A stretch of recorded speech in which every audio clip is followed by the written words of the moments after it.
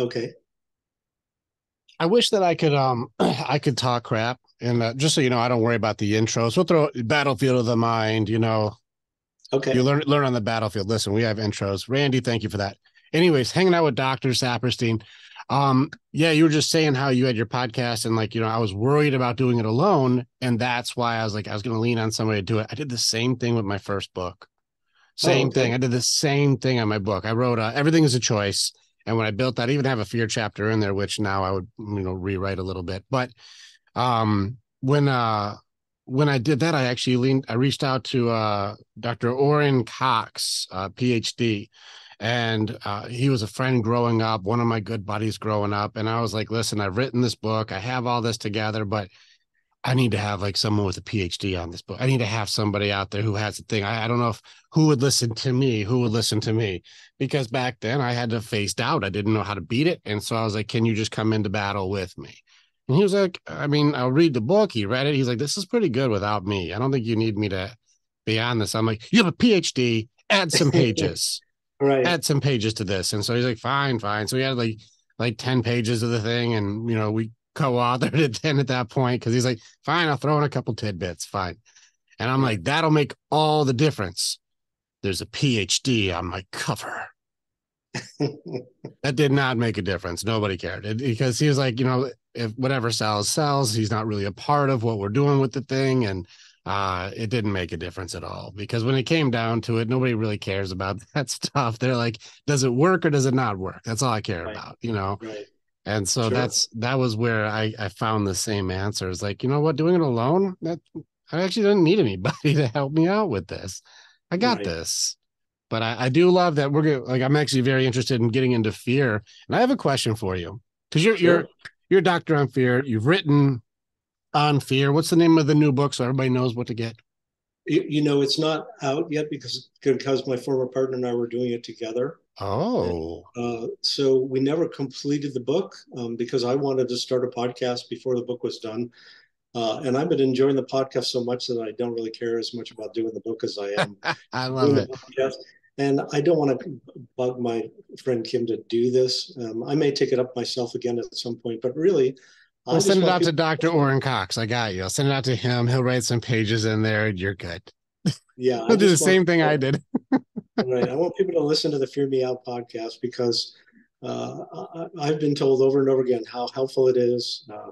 A funny story, one of my clients started listening to the podcast and he said to me, I want my money back. I said, what are you talking about? He said, well, now you're giving all this stuff away for free and I had to pay for it. So, I, I've got one of those guys in my groups. He's hilarious. Every time we do something, he's like, "Well, I have an opinion." I'm like, "Great, great, share good opinion." He's like, "So do I get a discount because I shared that?" Or, exactly. no, I think it's great too. Actually, I had struggled with that for a while too. If you're giving it away, like if you're good at it, give it away for free. That was a Gary Vaynerchuk thing, and I was like, I don't know, how do I do that? What I've also found, and I think let me ask you this: have you found too that giving away the answers doesn't mean you have the solution? Well, I mean, part of the answer that I give to people is that there is no shortcut to healing. Most therapy fails because it's an intellectual exercise that teaches you all about yourself, but it doesn't deal with the underlying issues. Because my notion is that, first of all, I don't pathologize people that come to see me. Most people feel bad enough about themselves walking in the door. They don't need to agree. They don't need me to agree with them that there's something wrong with them. True. So most of the time, I look at people's symptoms as a form of communication, and what their symptoms tell me is what they're struggling with on a deeper level. So that's where partly that's where the fear comes into the picture, because I would say that almost everyone's life is run by fear in some way or another. Some people realize it, most people don't. So part of what I try to help people understand is that we turn fear into aggression and we take it out on ourselves, other people, or both. So when people are self-critical, as an example, they're taking their fear and they're aggressing against themselves, rejecting themselves, uh, as an example. So um, I think fear is a really important thing for people to understand that you can't live a life without fear. It's how you manage it that determines the outcome. So I've seen a couple pieces on this one. And one thing I'm noticing, you just did a push against like regular therapy. You just did a push Yes. against it. And Uh-huh. I'm noticing this too. This is one of the reasons I was excited to talk to you, is to go like, hey, wait a second. Like we're pushing against traditional modern therapy here. We're pushing against the counselors and the therapists who are like, we're going to look at the symptoms and we're going to talk about this. And I'm probably even prescribe you something, and we're not going to get to any roots. And this is why when I was listening, I was like, Dr. Saperstein's breaking rules right now. What's he doing? Because he's doing the actual solution, and Right. he's not doing just, we're going to talk about your feelings and talk about the symptoms and then Right. validate your symptoms. So that way you have a perpetually enabled disorder. So we're not going to keep Absolutely. doing the same thing. It looks like you're like, no, we're going to try and get rid of that for you and teach you how to beat it, not how to be identified by it. Is that fair? You're preaching to the choir. I love what you're saying because it's exactly what I believe. And I see so many people that have done a lot of therapy, been to other therapists, and the main feedback I get is, how come nobody's ever asked me these questions before? How come, nobody's ever helped me really truly understand, where my symptoms come from, why I have post-traumatic stress. And especially because I do a ton of hypnotherapy with people. That's one of the main ways I help people resolve trauma. People always say, well, how come nobody else is doing this? At least in the community that I live in. I'm curious, what is making it so you, because I do want to get to hypnotherapy in a second, just so you know, like I'm Okay. fascinated. So I do want to get into that. But what do you think the reason is that like there's this we're I'm an outlier, you're an outlier, we're breaking the rules because we're actually Yeah. helping people and not Yes. trying to turn a profit off of somebody's distress. Like Okay. what do you think the reason they're not asking the questions or they're not doing the work that you're doing? Well, I think that a lot of therapists actually live in fear in relationship to the people they're working with. And Really? so, yeah, because when we go to school, as therapists, we're taught to diagnose, treatment plan, and then measure the outcome. And I think that way of pathologizing people is extremely disrespectful and harmful. And I'm not going to say there's no such thing as mental illness and so on and so forth. And I do, Mhm. ask people that have post-traumatic stress to understand what that means. But, if you feel bad about yourself, and I agree with you that there's something wrong with you, how does that help? Perpetuates it. Right? You're enable. So what I really wanted people to understand is that their symptoms are talking to me, Mhm. and that if we go deep and they are able to feel the feelings that they didn't feel when they were being traumatized, because when people are experiencing trauma, they disconnect from what's happening and they go into a really sort of disconnected state in order to survive. And that's where post-traumatic stress comes from, is because it overloads your nervous system to a point where you're just trying to make it through whatever it is that's happening. Those feelings don't go away. They just live inside your body and then start creating symptoms. Mhm. So I use hypnosis because it's a electrical chemical way of recreating the state that you go into when you're being traumatized. But instead of just using it for coping, I've developed a lot of different ways of helping people release the pain associated and the fear and the feelings of being overwhelmed and shamed and all the other things that create self-hate and the symptoms that people experience in life. Yeah. I'm a very rebellious person, always have been since I was a little kid. So coming from this perspective is not new for me. um, it's just been the way that I've always been. I've always questioned authority, and I've always questioned the sort of, in quotes, normal way things are done, because I'm not afraid when I'm working with my clients. I feel very comfortable in the face of the kind of trauma that is unimaginable. And a lot of that has to do with the fact that I was in therapy for many, many years when I was in my 20s. And so other people's trauma doesn't trigger any reaction inside of me that I have to unconsciously come to terms with when I'm trying to help them. Mm-hmm. Well So said. a lot of therapists don't go through enough therapy in order to really heal their own wounds. And so if you give me a cookbook and I follow the recipe to help somebody, and if it doesn't work, I don't take responsibility for that. I get to blame my client for not doing the recipe properly. Happens all the time.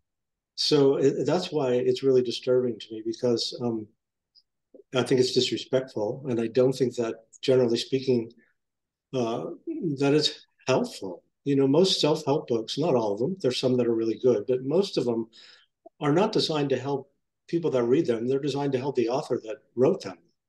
Correct. But that's a little bit cynical, and I don't mean to be disrespectful Well, because there are maybe some you really, do. Maybe you do. I didn't say you didn't say all. You said some.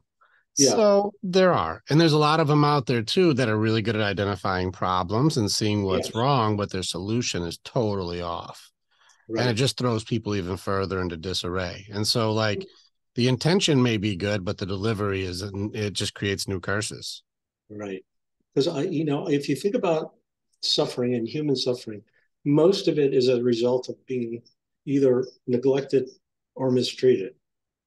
So I look at therapy as an opportunity for people maybe to experience a form of clean love, maybe for the first time in their lives. Mm-hmm. Because I don't work with anybody that I don't really like a lot Hmm. and feel really comfortable with. I'm extremely fortunate in that I have a waiting list and I don't need, to worry about having to, work with people that I'm not connecting with or don't feel comfortable with. So I have the luxury of working with people I take great delight in being with. So it makes it a very pleasurable experience for me. That's awesome. I'm glad that you have that too. A lot of people starting off who have good intentions don't have that luxury. That's a beautiful. You're in a good spot. But it only took you what, like 40 years of work to get there. No big deal.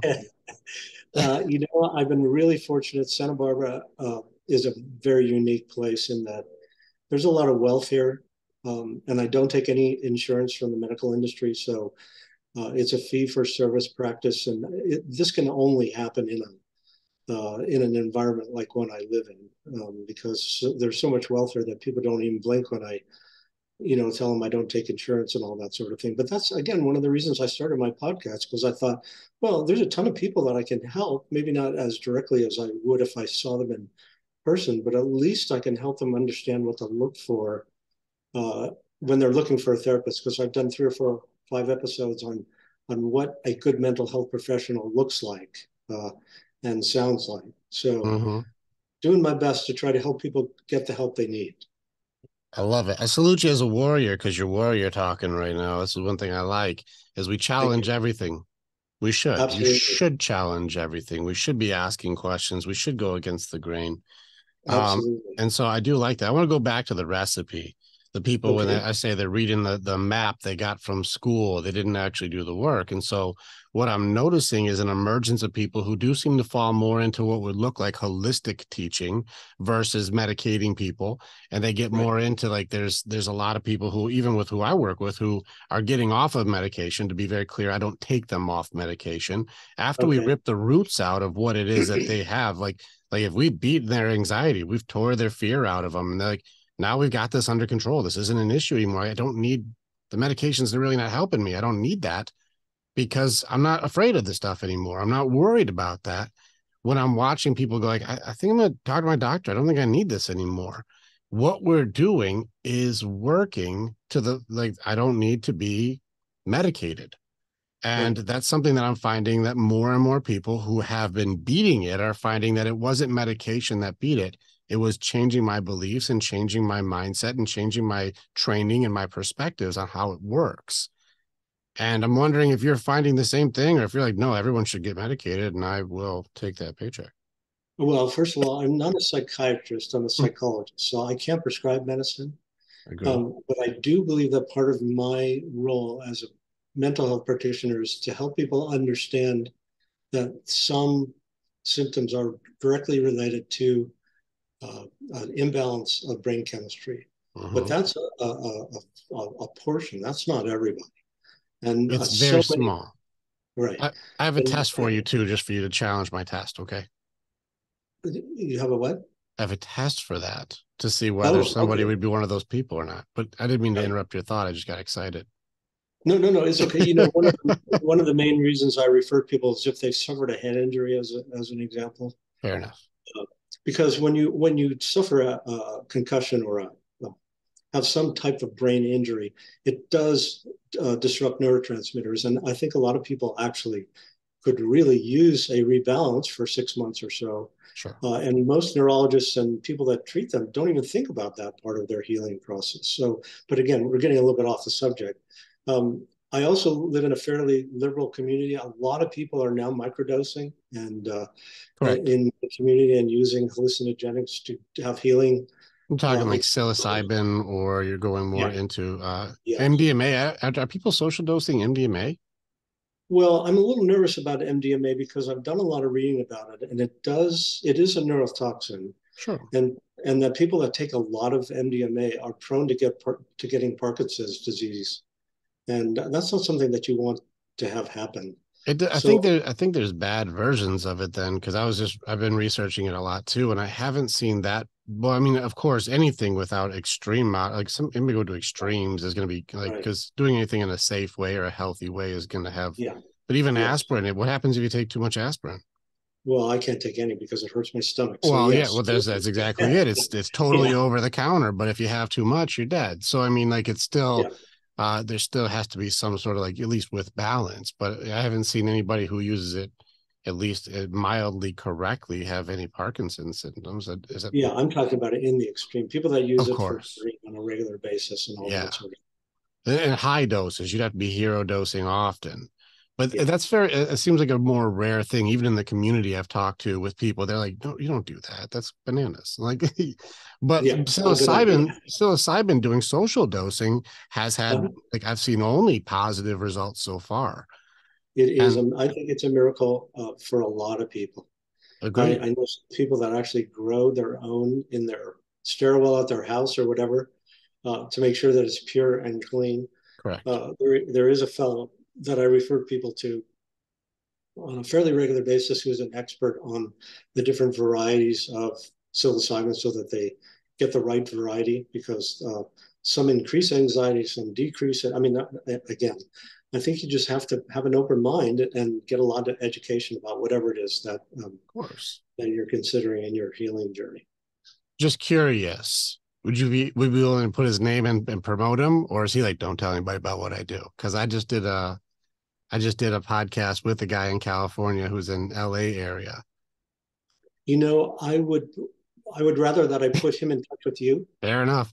Okay. I'll do a He, shout out for Lane Carlson because that's the guy who I okay. work with. And if you're like, well, I don't have to do it anymore, then we know. But Yeah. yeah, but I know that we just did a podcast with each other and he does that and he's putting it out there. Like, come and see me because he's able to really help people through that journey of being able to do it in a safe way. Right. Super important. Yeah, so no, I think that it's been extremely helpful, and that's why I was looking at the hypnotherapy because I actually it's very difficult to hypnotize me. In fact, no one's been able to do it yet. And so if you're like, this is the way that it's done, I'm like, I haven't been able to have it work yet. It's really a struggle. Like even when they do like all those mass hypnosis and stuff, I'm like, Uh-huh.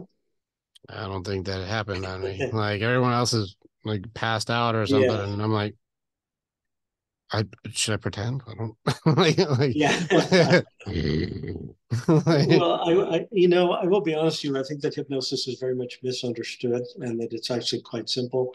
And okay, without knowing you, I know that you've been in a trance many times because it's a very common state of mind for human beings to spontaneously go into. Like if you're driving a long distance, as an example, by yourself, and mhm. after an hour or so, you realize, oh my God, how'd I get here? Right? You were not really paying attention. That's what's called highway hypnosis. You actually Okay, go into a trance in order to cope with the monotony of driving a car a long distance. interesting.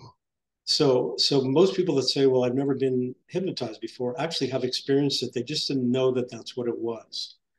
So, Yeah, and hmm. in the healing process, it doesn't really matter how deep into a trance you go in order to garner the benefits. Some people, they don't feel any different in my uh, relaxing chair than they would if the only difference is their eyes are closed.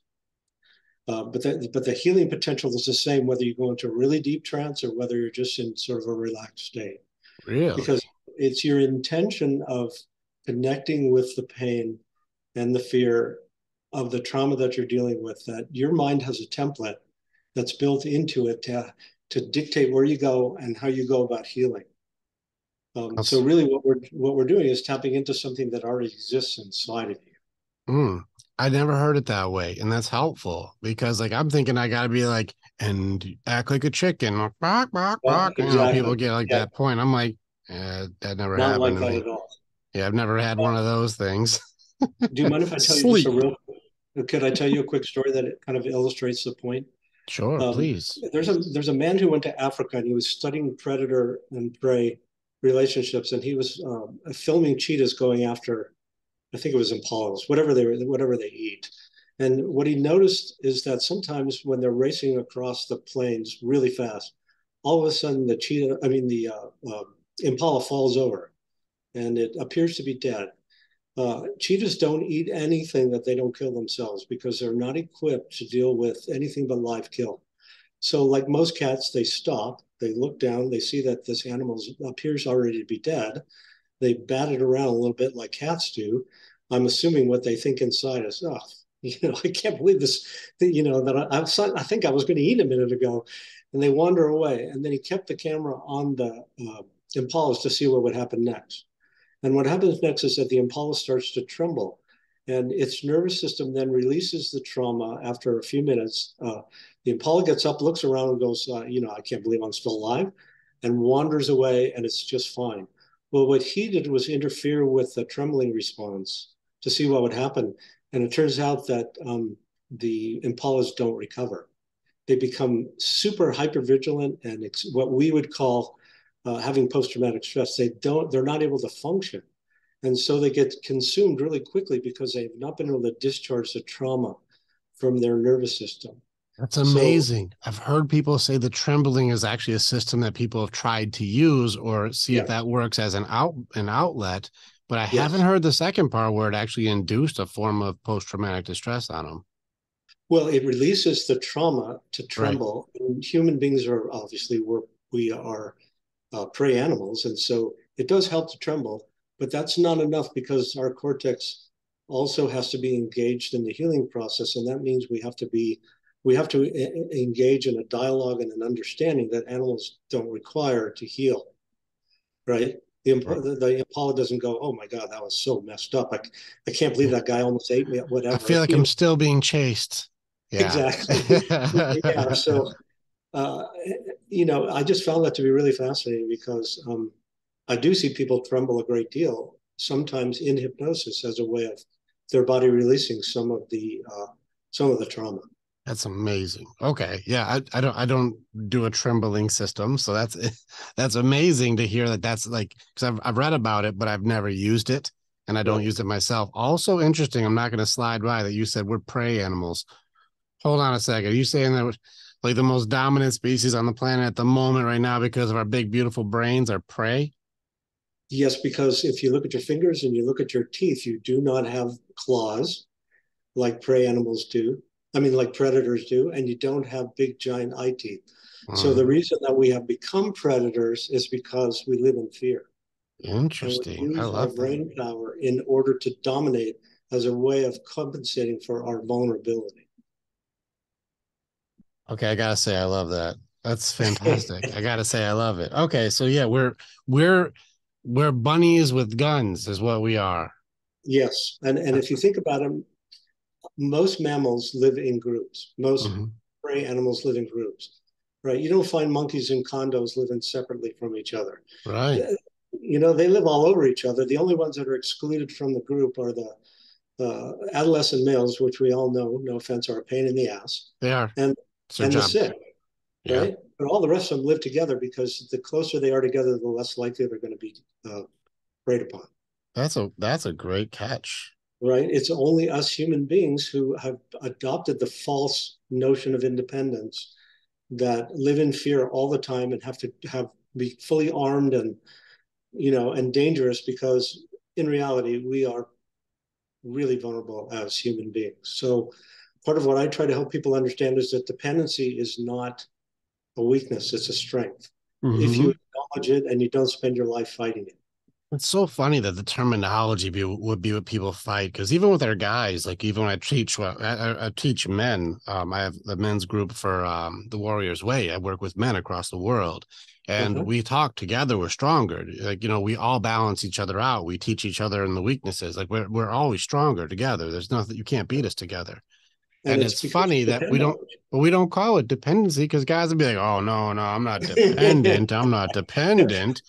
I'm not Right. codependent on you guys. I'm fine, like, but I'm like, what I do is I call it black box thinking, just like there's a book on that where like we all just bring our information as alphas together, share with Right. each other what's working best, and then we all go back and we lead our packs, But and what how sad is it that we have been shamed into being contrary to our nature?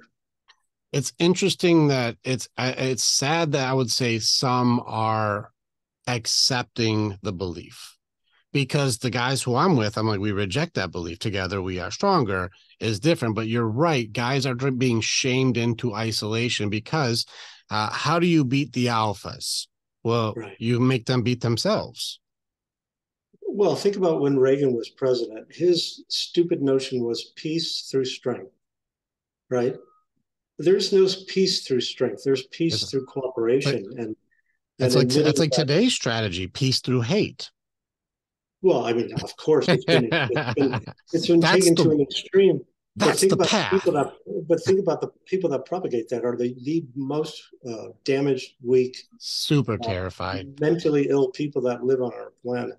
And So people in the strong have to accept it. Like, I guess if she's mad at me, or I guess if that person says I'm a piece of shit, or I should shut up because I'm a guy, all right, I guess I should just shut up. It's like, wait a second, they can't stop you. right, Like, they can't actually make you. You have to make you. It's the only way to beat you is you have to censor yourself. It's the only way. right. It's Well, and look, the best way to control people is to divide them so you can conquer them. but together we're stronger. Yes. Yeah, So I'm we do we do liking you, really need each other. liking you more and more, Doc. All right. Thank you. All right, let's get back to the people who are dividing. Like first off, thank you for explaining the hypnotherapy thing. That's cool. The cheetah thing, and listen, I'm recognizing that we're ultra predator slash prey. So this is the part where I want to get into the recipe. You said people reading the recipe book to heal people. And I've been challenging this one now for it's been well over a year. I've been a little loud about it, where I say Okay. challenge everyone's competency. Are they actually good at this, or are they just reading the recipe book? And what Right. I'm noticing is the people who have the courage, like you said, I've been through enough hell that I go in and help people get out of it. And I'm not afraid to go into hell. I grew up in hell. When I explain my story, I grew up in Sparta. I did not grow up in a nice area, did not Right. have a nice childhood. My father would be a clinical sociopath. My mom had all of her issues and left. And there's a whole lot of issues all in between. Every type of abuse except for sexual, and it just may be repressed. I haven't found it. In any case, I've gone through all of this stuff and had to break all the generational curses and beat all of the things to there. And because I have beaten my demons, broke my curses, and let go of the bonds that hold me back, because I'm strong in these areas, and I'll face whatever demons other people are facing. I go into hell Right. every day and I go, come and get you. I know where you are. I grew up there. I'm coming to get you. Just have your shoes on because I'm not carrying you out. I'm like, Okay. I'll show you the way. And I go in there and I metaphorically will find all these people standing by a broken bridge.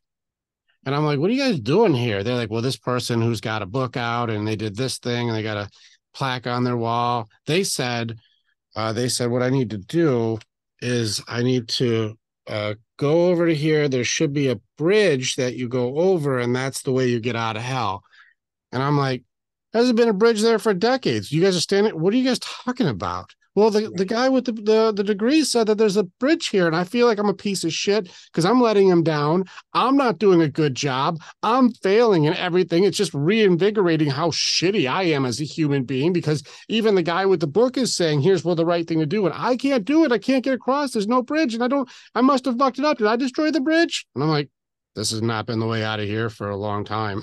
We have to go this way. You got to go through the despair fields. You got to go through the fear monster. You got to go by distractions. We got this whole excuse thing that's going to try and stop you. And then you got to go and face your own things in order to get out of this. This is a dead end. It's been a dead end for a long time. Yes. Because people are taught that their problems are external to themselves. That's a And good observation. They are part of taught what I that. try to help people realize is that the more you connect with your inner truth, not to become self centered, because that's obnoxious, but And to become also centered lies. in yourself, big difference between the two. Mm-hmm. By my teaching people how to be centered in themselves, they start to develop a sense of competence that they've never had before, because most people mess with their intuition, they mess with what they know because they've been taught not to trust themselves. Correct. But once you start to really understand that one of the most sacred parts of your existence is your intuition, and that it connects with, depending on whether you believe in God or whatever, it doesn't matter. I heard pick your thing. Yeah, it doesn't. I hear you like get like, oh God, there's a lot of people who fight this one. I'm with Right. you. Pick whatever you pick, but I don't know where do you land on it. I'm not judging either way. Well, I land on God because I was raised Jewish, and there's no shame in God as a Jewish person. No, I Yeah. don't celebrate my religion because I was forced against my will. Well, faith and religion are not the same thing. Yes. So I was fortunate enough when I was in my 30s to have some incredibly powerful experiences that changed my life, to help me understand that when somebody said to me at that time, "What's your religion?" I'd say, "I'm an antagonist, not atheist or agnostic." I was an antagonist, and I readily admit it, because I was so hurt and angry about being forced against my will that I Agreed. just rejected the whole thing. But I got super lucky that I met someone who helped me recognize that there's a huge difference between God and religion. Yes. So I go through life feeling a really deep connection. And that is how I manage whatever fear I might have otherwise. Because I feel like I'm working in partnership with my version of God, and that whatever I need is going to be provided to me in the service of helping other people. Mm-hmm. And so it makes it a lot easier, even if I'm batshit crazy, which I could be. It feels safe Worth, and good. And yeah. it helps me get to a place where no matter how much pain somebody walks in my door with, I'm not afraid. Correct. Um, I've had occasions, sadly, where someone has tried to end their life and they've been referred to me. And Mm-hmm. potentially for a therapist, that's a very scary proposition, right? Scary call all the Dealing, time. Yeah. yeah, dealing with somebody who really would have preferred to die, but got saved through a miracle or whatever. So, what I usually say to someone like that is, look, I can't work with you if you won't give me 6 months. You got to So give me 6 months to try to help you. You have to promise me that you won't kill yourself for 6 months. Because if mm, I have to live in fear that you're going to take your life, I cannot do the best I can do, because always in the back of my mind, I'm going to be concerned that you might take your own life. And despite how much pain that you're in, I trust that if you make a commitment to me, you'll keep that commitment. And interesting so approach. Is now this is I found the same thing in our groups too. Is it because you've just given them a belonging and a purpose, and this is the reason you do it, or is it really just a safety protocol for yourself? it's both a way of me feeling safe, because if I have to be in fear all the time, I can't do my best. Mm-hmm. And I ultimately believe that everybody has to take responsibility for themselves, even if it's in the face of staying alive or dying. Mm-hmm. Because Well, the really, a piece lot of the time, I'm sorry. the pieces for that I found were usually lacking whenever and I would take those calls. I have nobody else who takes those calls. I'm the only one. And so like when those calls would come up, it would usually come down to isolation and usually some like loss of purpose and no belonging. Like in the more alone and the less they see any hope or any purpose, the more likely the option to check out is. But once you Nobody's give them a anymore. purpose and you give them a belonging and you remove isolation, Right. like we haven't had a suicide call in our men's area in almost 8 months now, since we created a nighttime group for everybody just to hang out. Right. So I use that as an example because I think that people, number one, need to be respected no matter what. Yeah, That, look, I can't stop somebody from killing themselves if they're determined, but correct. I can ask them to make a commitment to me that if they want my help, we have to engage in a relationship together, and we have to work together to help that person get to a place where they don't feel that kind of isolation, and they feel like at least somebody cares enough about them to not try to convince them that everything's okay, because that's ridiculous, In but that to moment, yeah, right, but help them get to a place where maybe they can begin to feel some hope and start to heal. absolutely. Yeah, I like I said, Doc, the more I know you, I see you breaking rules, man. I like it. I'm liking you more and more. I really am. This You're is very yeah. kind. We have the same thing, and I see you just paralleling in paths, which is not only validating to me, but also like, it just gives me more credibility in your true intent, which is to help people for real. And so Well, I see your you heart. know, I'm an incredibly blessed person. I have a lovely wife that's willing to put up with me. I've got great kids. I have a really successful practice. And so why should I not dedicate my life to the service of others? It's a good way to, it's a good answer and a good way to look at it. And I think that's also gives us fulfillment and purpose ourselves. God does not Absolutely. ask easy things, is what I found. I mean, there's nobody gets a life without pain, which is another thing that most people uh, maybe understand intellectually, but I think we all wish that we could have a life without pain. And I think that's absurd. And I think that actually causes more damage than it does. Agreed. I haven't heard this as much. Is this a common thing that people think that every day should just be happy only? I can't tell you how many people come to see me and said, there's something wrong with me because I'm not happy. Interesting. And you got to help me. And my response is, I cannot help you be happy. Number one, because there is no such thing as being a feeling. You cannot be happy. It's Yeah. a myth that's been perpetuated on us to create anxiety and fear. So we buy shit we don't need. We drink too much. We eat too much. We don't take care of ourselves Well, those are because we end up feeling like, distractions. yeah, because we don't feel like we're happy. And that's absurd. Nobody's happy. People feel happy when they create joyful experiences, I'm gonna have right? fun with you today, Dana. We're gonna have What's fun that? together. I'm gonna have fun with you today. I'm gonna do it because I can do psychology stuff with you, so we can actually get into some fun stuff too to get together. Okay. So, But do you I, understand the point that I'm trying to help people understand is that if you recognize that there's no such thing as what you're striving for, and really just to learn how to get to neutrality so you can create joy and you can deal with pain, you're going to feel a lot better than if you see yourself as a failure because you're in quotes not happy. yeah, I like the approach, and I challenge on this one a little. I have a different Okay. definition simply because I would even listen. Arthur C. Brooks, Oh, I know Harvard him. professor. Listen, I'm gonna call him out a little bit because I'll have this Uh-huh. debate. I'd love to have him on and have the conversation because he gets into the whole thing. Well, first off, when I watch his stuff, you got to get into Harvard so you can take his class, which is a little bit frustrating. And then you got to Right. be in the initial first group that gets into that class that sells out very quickly. So good luck with those two ones. But then the word happiness itself is highly subjective. That makes Uh-huh. like everyone's got a completely different definition for this word. Like everybody, like you, if you ask 1,000 people, it's 1,000 different definitions. One person is going to be it's the smell of a fall evening. Another person's going to be a sunrise with coffee in your hand in Hawaii. Like everyone's got totally Right. different answers, right? You know, and So, but what if it turns out that those are momentary experiences you're that getting create joy? And of you're course, they're going to make you feel happy in the moment. getting But if you ahead of walk me, around Don. thinking you should feel that way all the time, you're going to be bitter disappointed in your life. You're just jumping ahead. You hold your horses, Mr. Okay. Saperstein. You hold your Sorry. horses. So so this is where like when Arthur's talking, he says there's three different points within happiness, and this is how you find it aside from getting in this Harvard class for happiness. So then you have to get into its satisfaction, purpose, and enjoyment. And I was Okay. like, well, wait a second, those are three other subjective words. Did you just say the definition to a subjective term is three more subjective terms? And I got to get into Harvard? I know people who don't even know what you're talking about who are happy as hell. So I don't know if that's really if that's really the way to find where happiness is hiding from everybody. So I came So up with how a close? definition. I came up with a definition, and I want you to be able to play with this a little bit.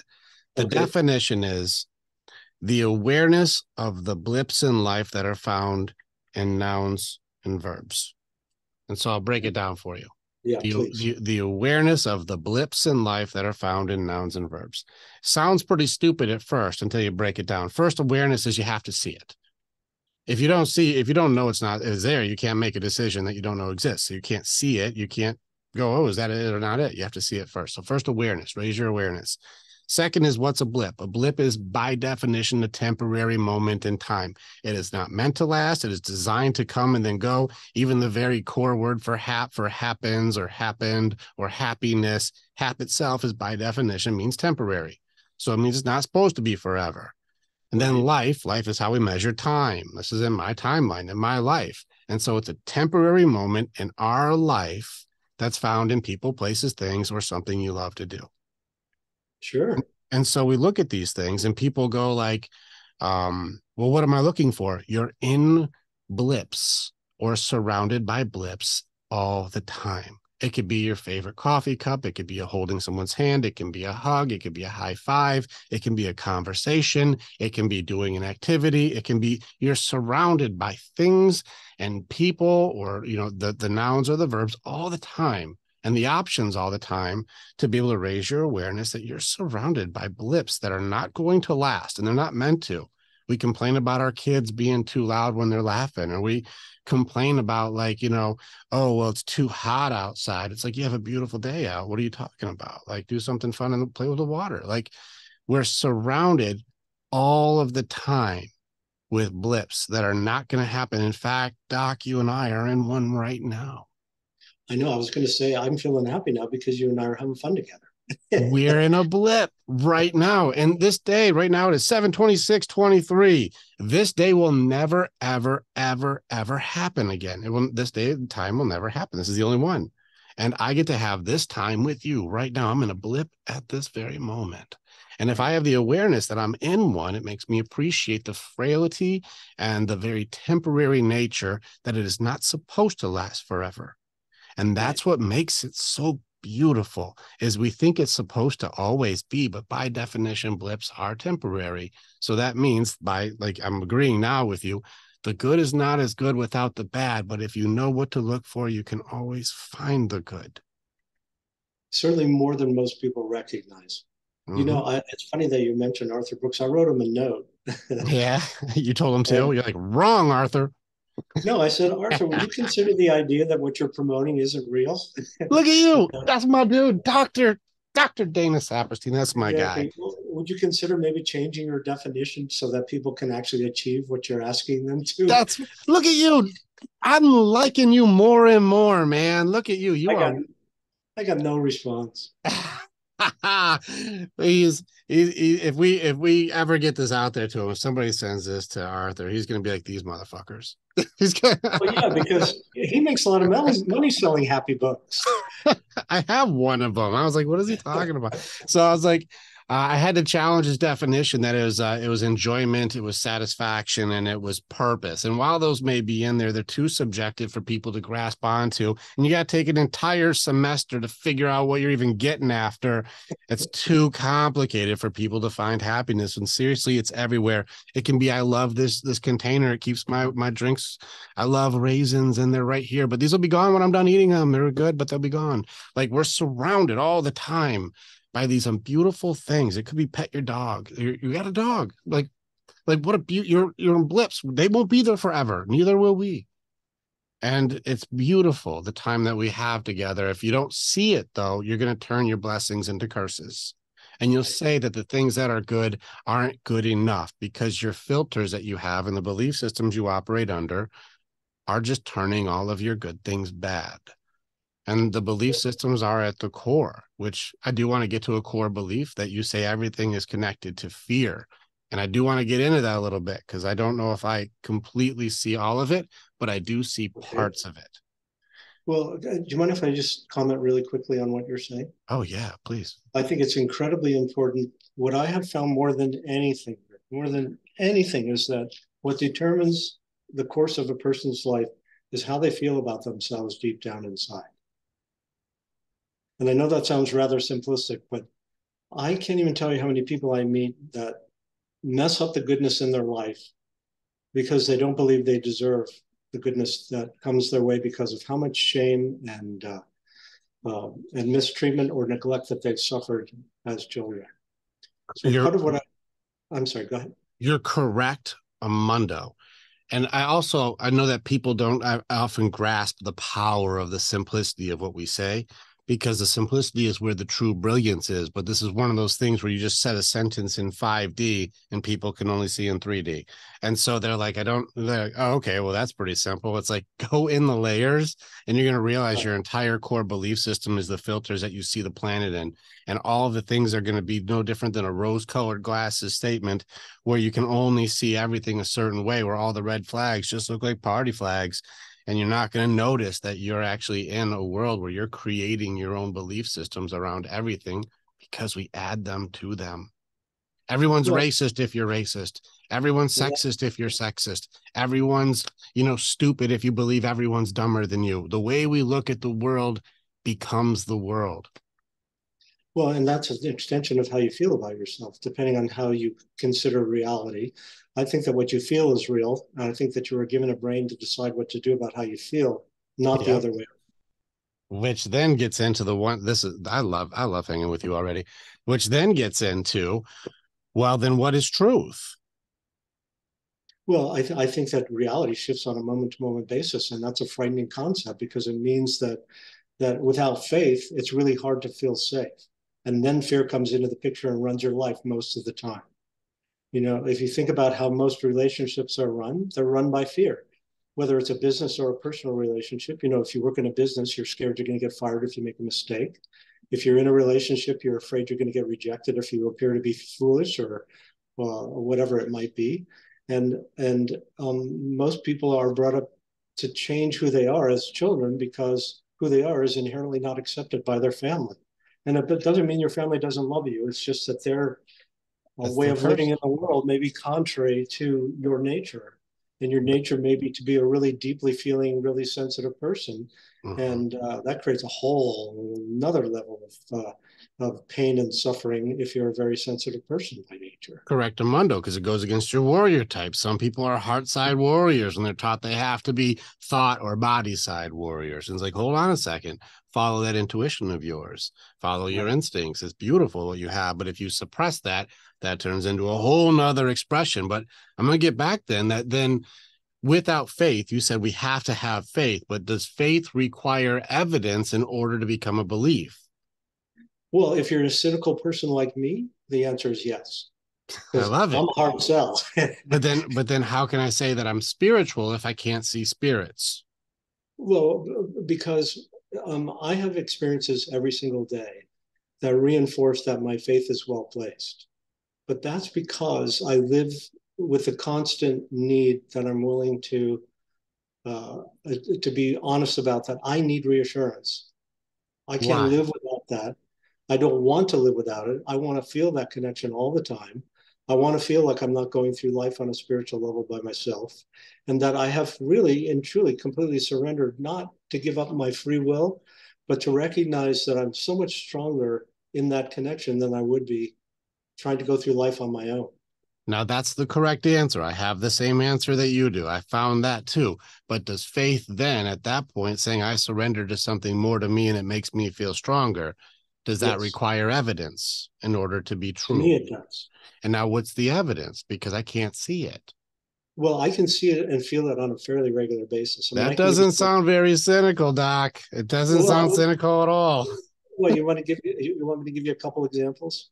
Well, that would be it. Now, if the examples are feeling and I can't see them, then Yes. I won't be able to measure that because then how do I be able to have evidence?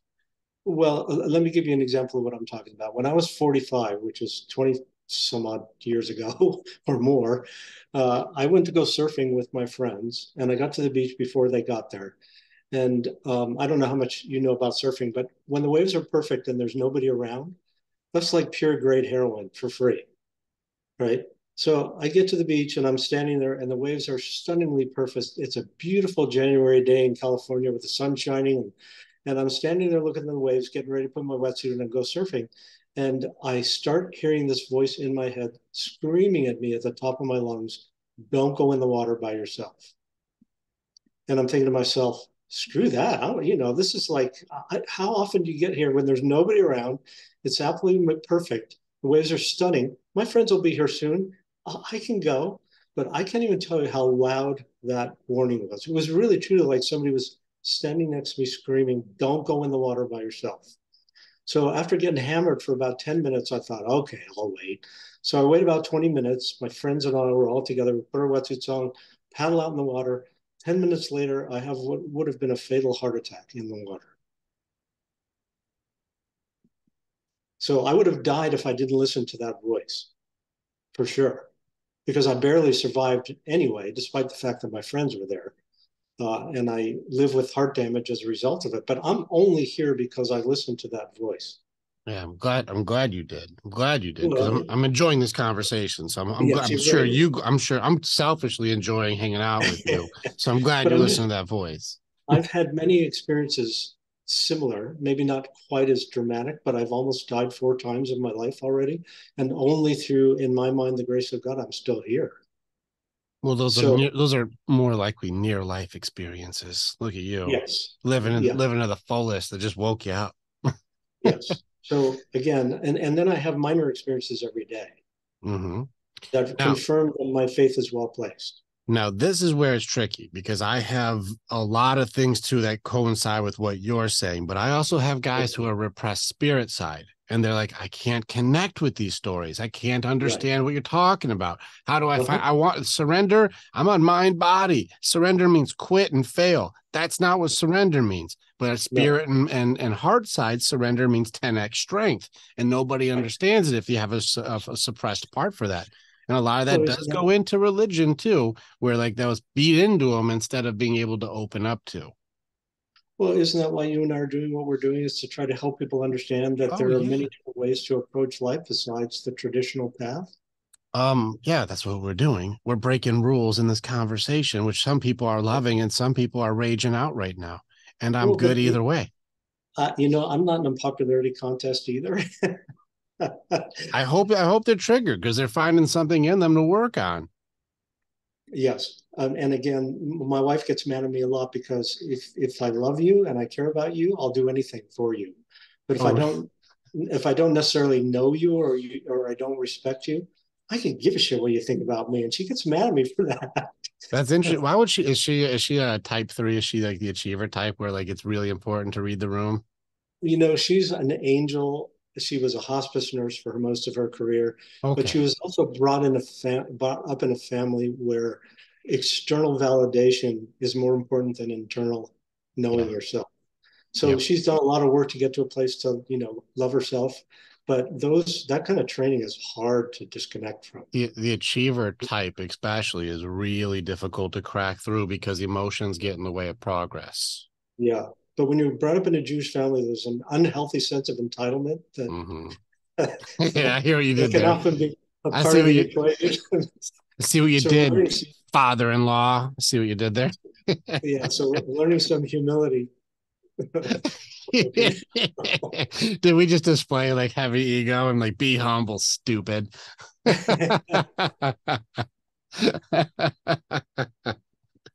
That's no, that's tough. It's tough. My girl has the same thing, but very, very different. Like, and she studies enneagrams, and so she's certified through that.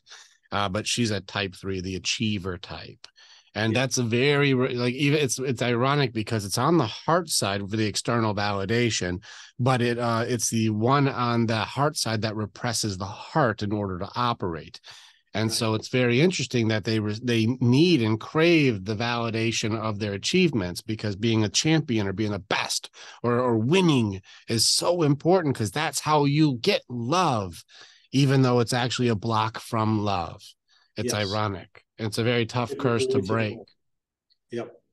I just got really lucky that I was taught not to really care that much about what people think of me. You ever done your Enneagram doc? Are you a type 8 or what?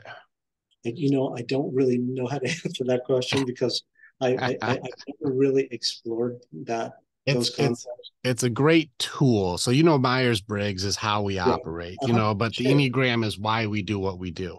And so Right. it's a neat tool. Is it gospel? Of course not. But it's a cool tool to kind of go, there's a guide for how people can personality types operate. So there's 9 Right. different ones on there. But have fun with it because the way you speak like me, where I break the rules, I push the limits, I challenge everybody, I find a better way, and I don't give a fuck what you say. These are type Well, eights. you and I are brothers from different mothers. That's all I Sure. can say. So I love it. I think this is great. And yeah, I actually been working on that word truth before we got into the faith aspect because I did find the same thing. I want to share something with you in a minute that you're gonna love Okay. because I was repressed spirit side and I've opened up my heart recently within this year to like I didn't realize there was so much repression there. Now, Before this, my warrior side, my mind side, my spirit side are like, fucking fear. I got you smoked. I don't care. I jumped out of planes. I'll fight anything. I'm not worried about any of that stuff. I'm like, where's the fear at? Even when I did my own, I was taking psilocybin, and I'm expecting to have a dance with the devil today. I'm like, bring them. I've broken my generational curses. I've fought through every battle that I can think of. I've beaten every part of me that's all beaten down. I'm like, I feel ready. Let's have dinner with the devil. Let's go ahead and do this. What happens when you're doing something like that is what it does, it opens up the thing that you need. They call psilocybin the teacher. And I'm like, I'm ready to go in. Let's have us a conversation with the demon. Let's go. Which battle do I still got to go into? I'm ready. And what it did was open my heart. My heart was the side that all the pieces I was afraid of was in. In fact, I have a fight mechanism for almost all systems except for love, and that's a fight system. Everything in there is run away. And I've done this my whole life with even healthy relationships. I was out. Even the slightest hint of a rumor would have me a smoke silhouette. And so I was like, wait, what's in here?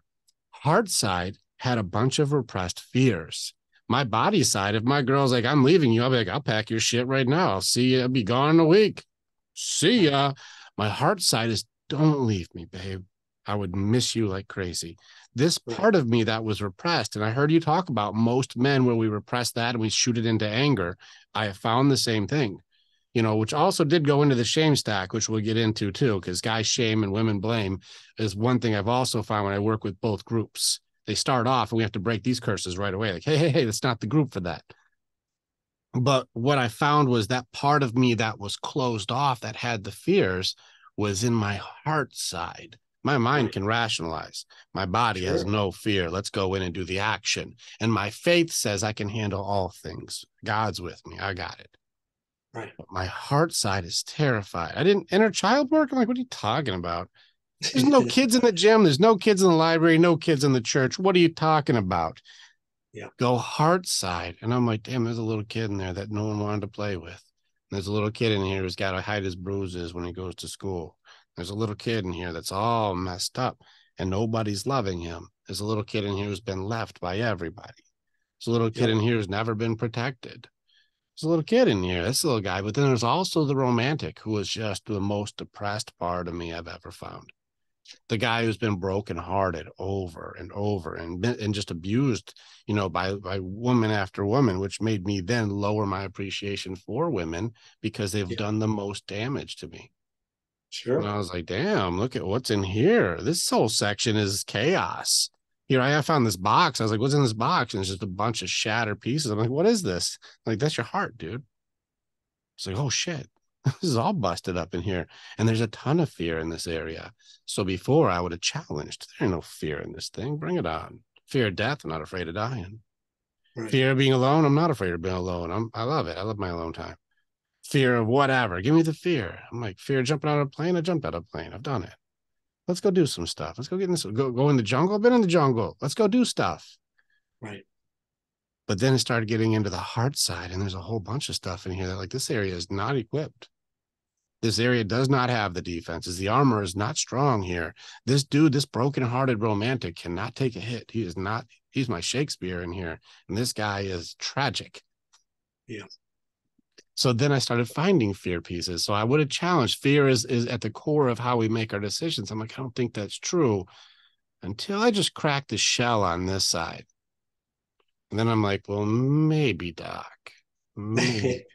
Well, it's a scary recognition because the only way out of the pain is by facing the fear. Of course. And instead of avoiding the pain by diving into it and working your way through it.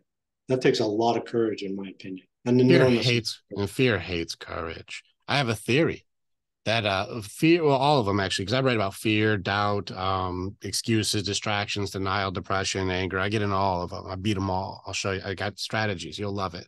But anyways, when it comes to any of these, they come in and they kill their kryptonite right away. And courage, hope, faith, right away it beelines right for those to evict those guys. Because if you have too much of that, then fear can't win. Because fear hates courage. And what is courage? Courage is looking at something that's bigger or scarier and saying, well, I'm going to do it anyways. Yeah. Now, you know, this may hurt, this may not work in my favor, but I'm still going to do it. Now, the hard part is that's the same definition for stupidity, and that's why life is really hard. It looks the same, so it's hard to say, is this courageous or is this stupid? It looks thin line on that one, so Yeah.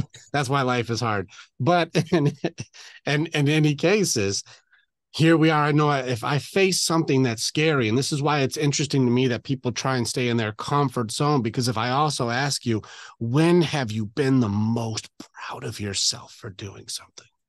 What is something that you've done that you've been the most proud of? And it's almost always something difficult or frightening or intimidating.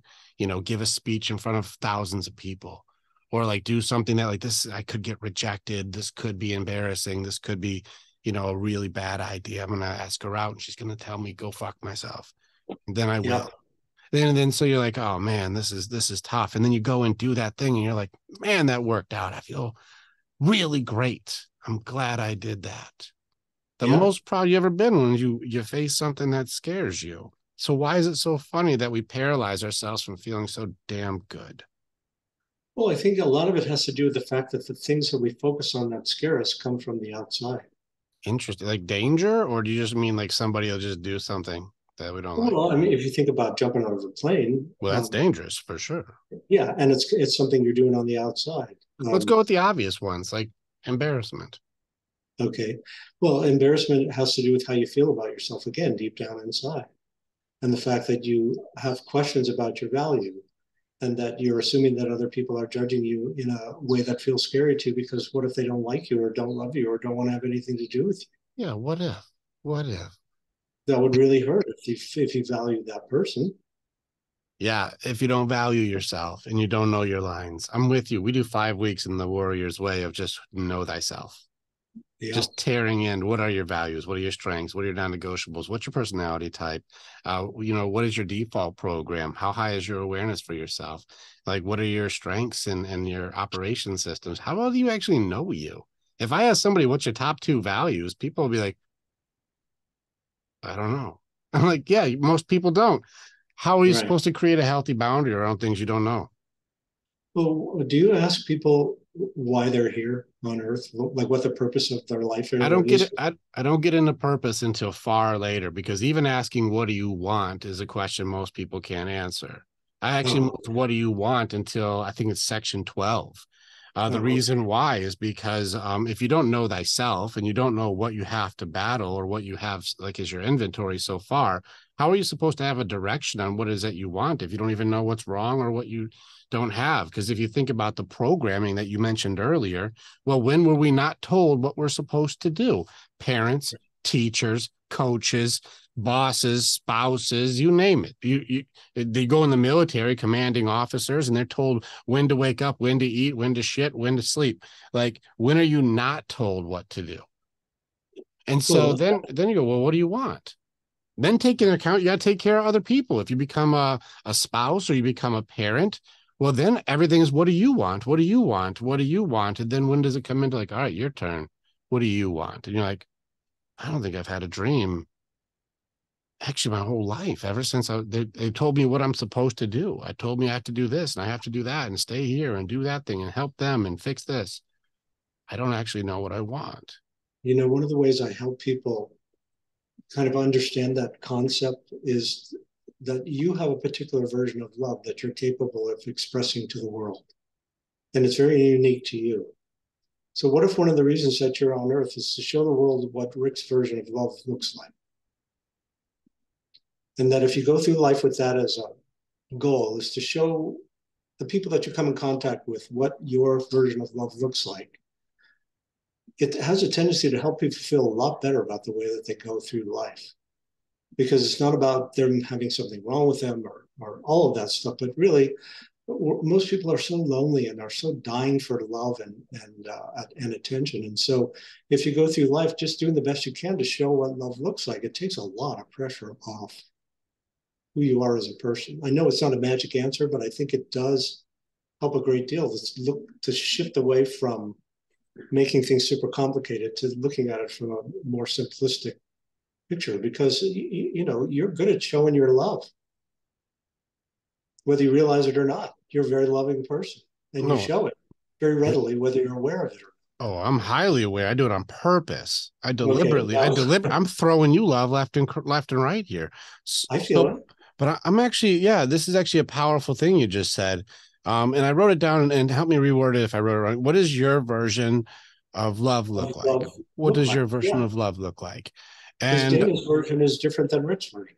correct, but it doesn't mean it's not any good. And I have a video. We got 1 million views just this week on, like, I said two most dangerous love languages, and Okay. there's two of them that require the most reciprocity, and so that's the point of it. And people are like, oh no, I have the worst ones. I'm like, no, just be aware of the people you're with if you guys can reciprocate, because it does hurt if these two don't work. And so I don't know if you've seen this, but I did the example where it's like if I bought you a present, like, hey, I got you a shirt, check it out, Doc. And you're like, oh, damn it, now I gotta go buy you a shirt. I'm like, no, we don't. We're good. You don't have to go buy me anything. This is just a gift. That's how I'm Yeah. showing you love. We don't have to do anything there for you to go buy me a gift, you know? And Yeah. if I was like, oh crap, man, you got a flat tire. I got you. I'm good at tires. I've been a mechanic for a long time, and I pop it off and I fix a tire in seconds. I'm like, good to go, Doc. Happy to help you. And you're like, all right, let's go fix your tire. I'm like, I gotta fix my tire. It's good. And you're like, no, I gotta do something. Now I gotta keep score here, and I gotta go do that. We're like, no, we don't. This act of service was happily done by me. It's how I show love. You don't have to go do an act of service right away. We're good. Mm-hmm. We don't have to do that. Quality time gets a little more subjective because what that means for people, and that can be more reciprocity, but also some people just be like, if your wife is reading a book and you're watching a podcast or something, and you're like, we're both there together, and I love her and she loves me. We don't have to be on top of each other in order to be like spending time. We're good. That's a different definition. Doesn't always require somebody to do something. Just being can be enough. Right. But then if we get into somebody saying like, hey, babe, I really love you. And they go, oh, that's nice. You're like, oh shit, that guy kind of sucks. If they're like, you're one of the most important people to me, and they're like, okay, well, you're okay. Like it's one of those things where you can hurt someone's feelings with just the reciprocation of how that works. And imagine this, right? If you're like, hey, good to meet you, Doc, and I go to like you go to like reach for my hand, I'm like, get out of here. Yeah. You're like, oh, that's disrespect immediately. Or if a lover is like, hey, I want to hold hands with you, and they're like, I don't want to hold hands with you. You're like, This doesn't even have to be intimacy, because of course people always speak in extremes. Well, every time I touch you doesn't mean you have to have sex. It's like, stop it. Even if they just want to hold hands, it's still a rejection. Right. And so I said, these two, like touch without reciprocity can hurt immediately. And if this is the main way that they show love and affection, and it's hard rejected, it hurts. It matters. It matters to that person a lot. And the same thing with words, and if you use these words and people want to get into the being extremely, they want to get into the semantics of like, well, that word is not exactly what Gary Chapman was meaning in his book. And I'm like, listen, please, you understand that these words can sting. And if you use them a certain way, they do damage. And if somebody is opening up vulnerably saying, I appreciate you so much, and they go like, I don't care about you, like it hurts right away. And so those are the reason that I put it out there with what's their version of showing love? And I just want to know, like, all right, now that you've heard what the video is, what's your thoughts? You're like, Gary Chapman's an idiot. We're going for Arthur C. Brooks and we're going for Gary Chapman. We're going after him. I'm just kidding. Gary Chapman, I got a bunch of his books here. He's like, I like his stuff, but some people don't go along with it. Well, getting back to the notions of fear that we were talking about, do you think I'm sorry, go ahead. I just saw you like, and we're skipping Gary Chapman. Let's go back to fear.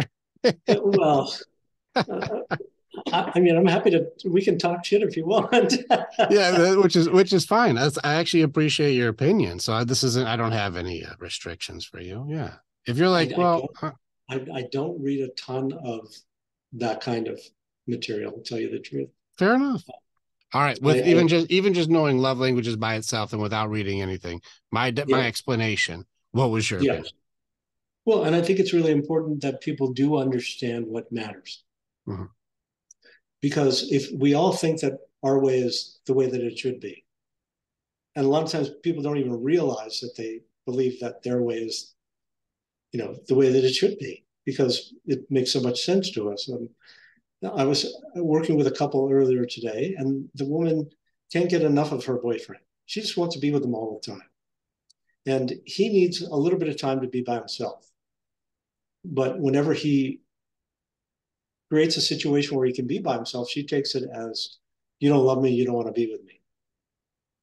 And he thinks this woman's got a hole so deep inside of her that I can't fill it up no matter what. So with that kind of way of looking at things, it's going to create a lot of problems in the relationship, right?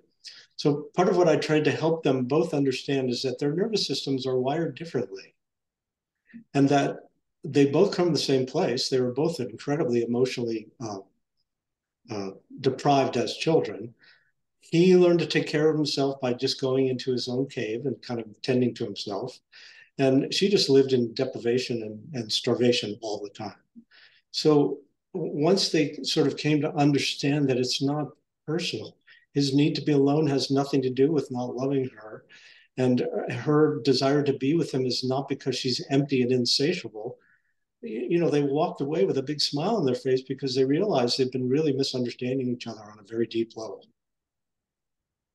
And it was the fear that was running the show instead of the love that they have for each other. So I like that you called it the fear of what the other person was trying to do to them, because I was seeing the belief system shift, not necessarily even the fear. But maybe I missed the part. It was a fear that of not being loved or not being understood.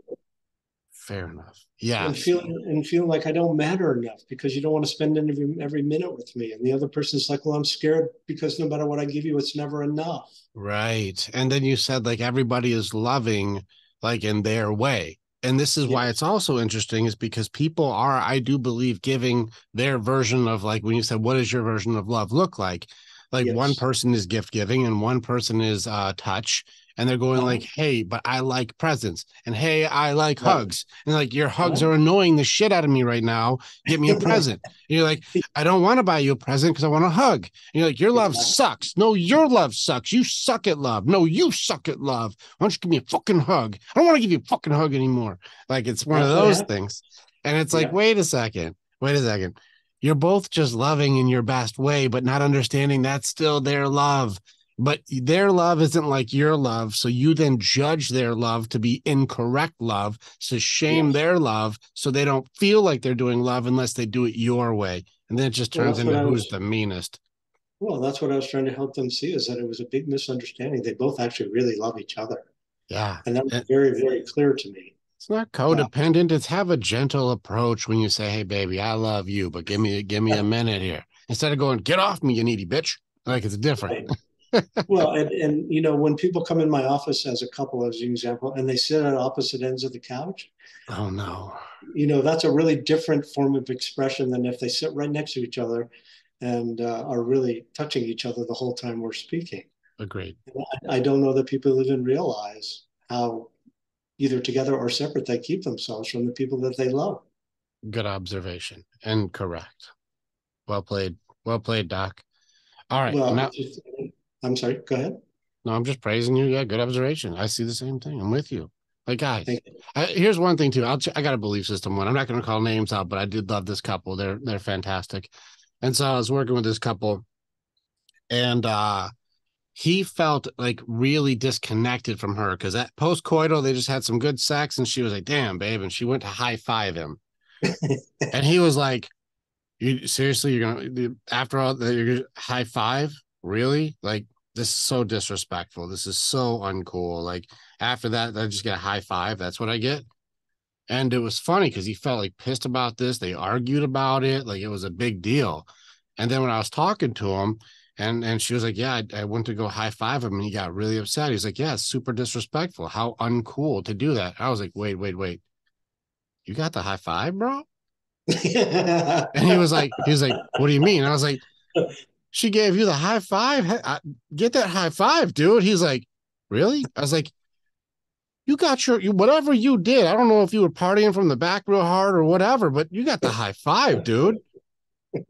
Yeah, I guess I did get the high five. I was like, you get you that high five, brother. And he was like, shit, yeah, you know what? Maybe I do want to get some more high fives. And she's like, see?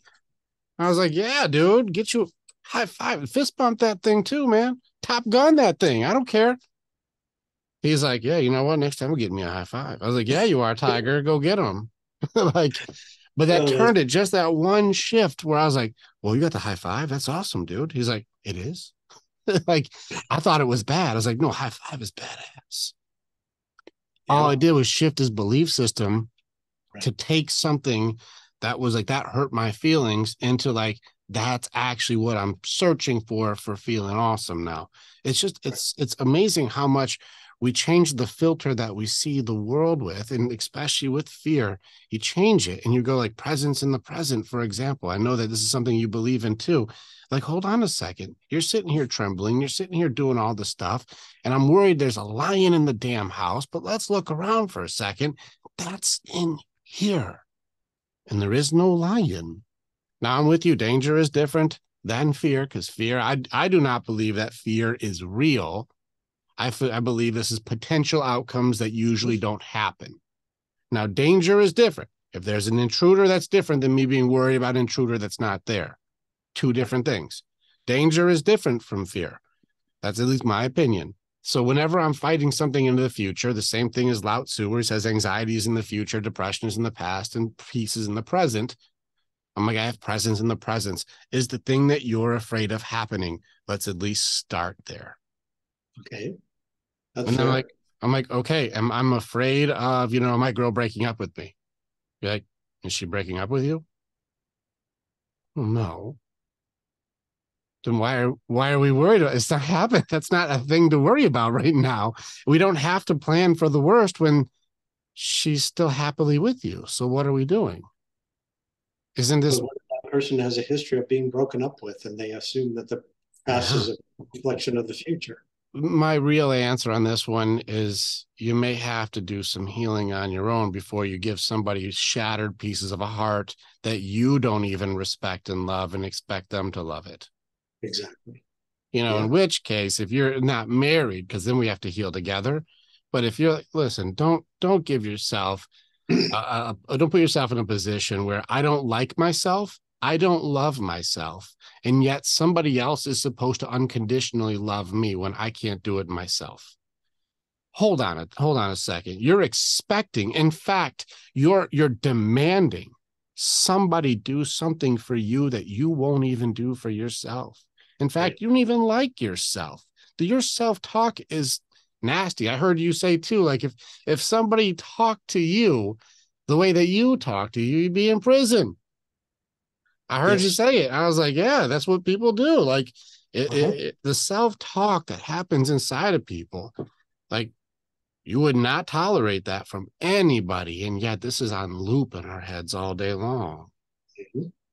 If you've got Yeah. that loop where I'm just so you know, I'm not challenging anything in a way that I totally disagree, or we'd stay on that topic.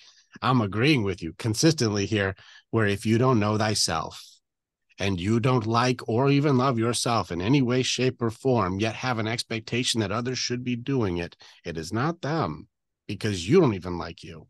How are they Right. supposed to just unconditionally love you? It's not possible. Can't happen. And yet here we are with a series of expectations that they should be doing what I said, even though I won't do it myself. Well, and again, that's why I teach people the best of my ability to focus on the inside. Not that the outside doesn't matter, but if you recognize that most of what happens, you're teaching people, right? If I don't love myself, I'm teaching you not to love me. If I'm not faithful to myself, why will you be faithful to me? And I don't, and I say that to people, and I say, well, I'm not unfaithful to myself. I'm not having an affair with, somebody else. I said, well, Ah, that's not exactly true. If you doubt yourself and you're constantly telling yourself you suck, you're not being faithful to yourself. yeah, So so how can you're you expect the person you're in a relationship with to treat you with the kind of respect that you won't even, like you say, you won't give yourself? you wouldn't even be friends with you the way you talk to yourself. You wouldn't even hang out with you.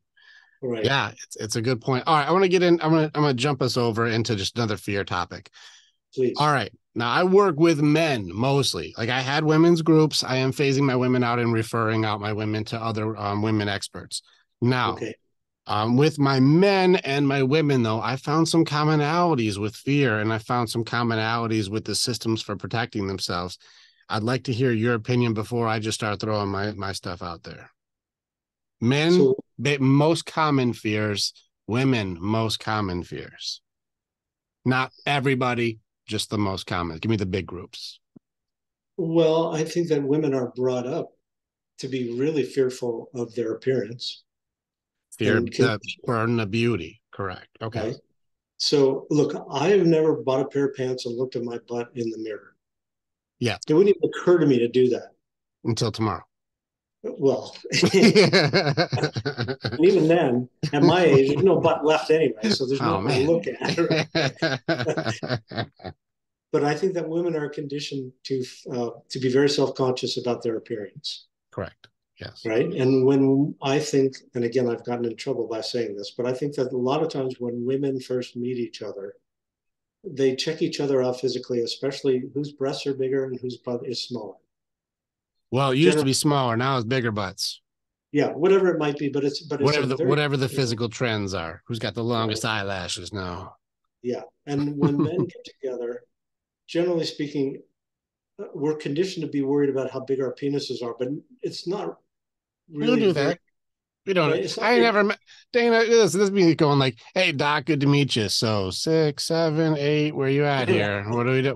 yeah, It's never been a thing. No, the penis sizes. What do you do for a living? exactly. That's what I was going to say. Oh, So, look, I just jumped and ahead. My bad. I'll mute myself, man. Go ahead.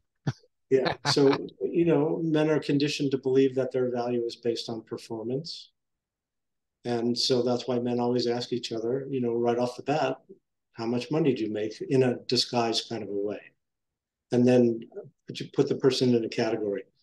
I would say that the way that men and women express their fears, and this is a huge generalization, are a little bit different.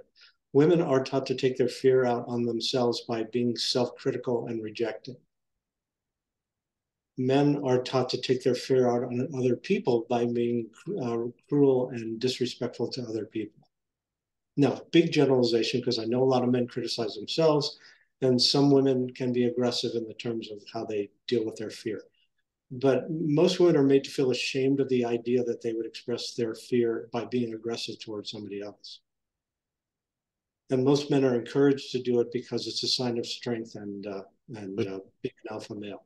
Well, I did a whole thing on anger and how if you look at the different ways that we would display the way that we would cope with situations, especially we don't have control, things are not going well, and like look at what are the different ways that I can handle it. So you've got your denial suppression system. So we could just shut it all down. I don't want to push it down. We can only do that for so long. We can only do that because denying anything is just, you don't get noticed. It's not a very good system. We can try and pretend to be stoic all the time, but it doesn't always work out because there's a humanity that does come out.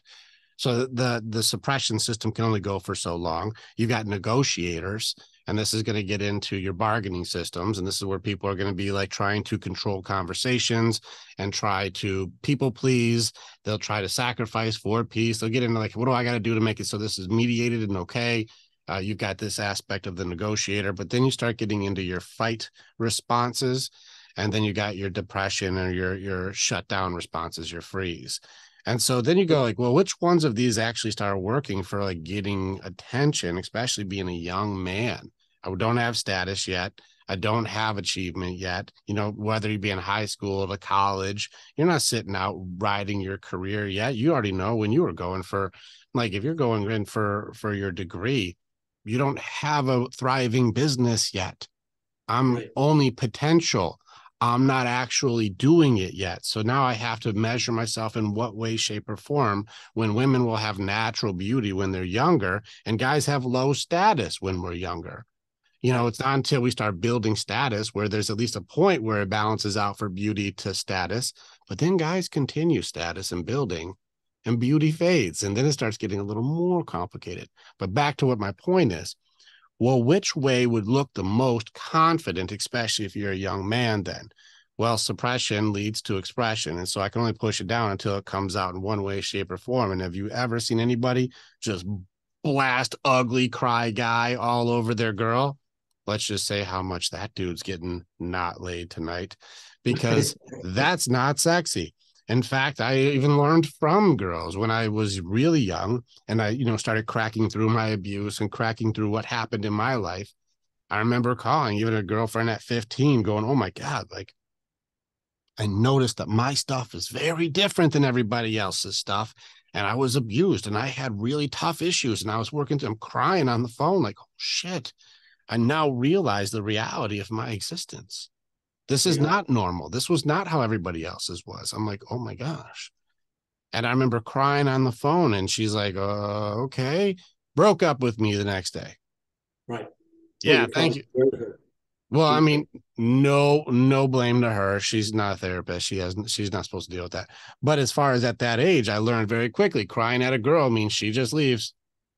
Yeah. And I was also in Sparta. So don't remember if I cried at my dad, I don't know why you're crying. So I'm just going to give you a reason so I understand it better, which is a Right. brilliant notion, by the way. If I Yeah. don't know why you're crying, I'll just beat the shit out of you. So at least I get it. Right. That's funny.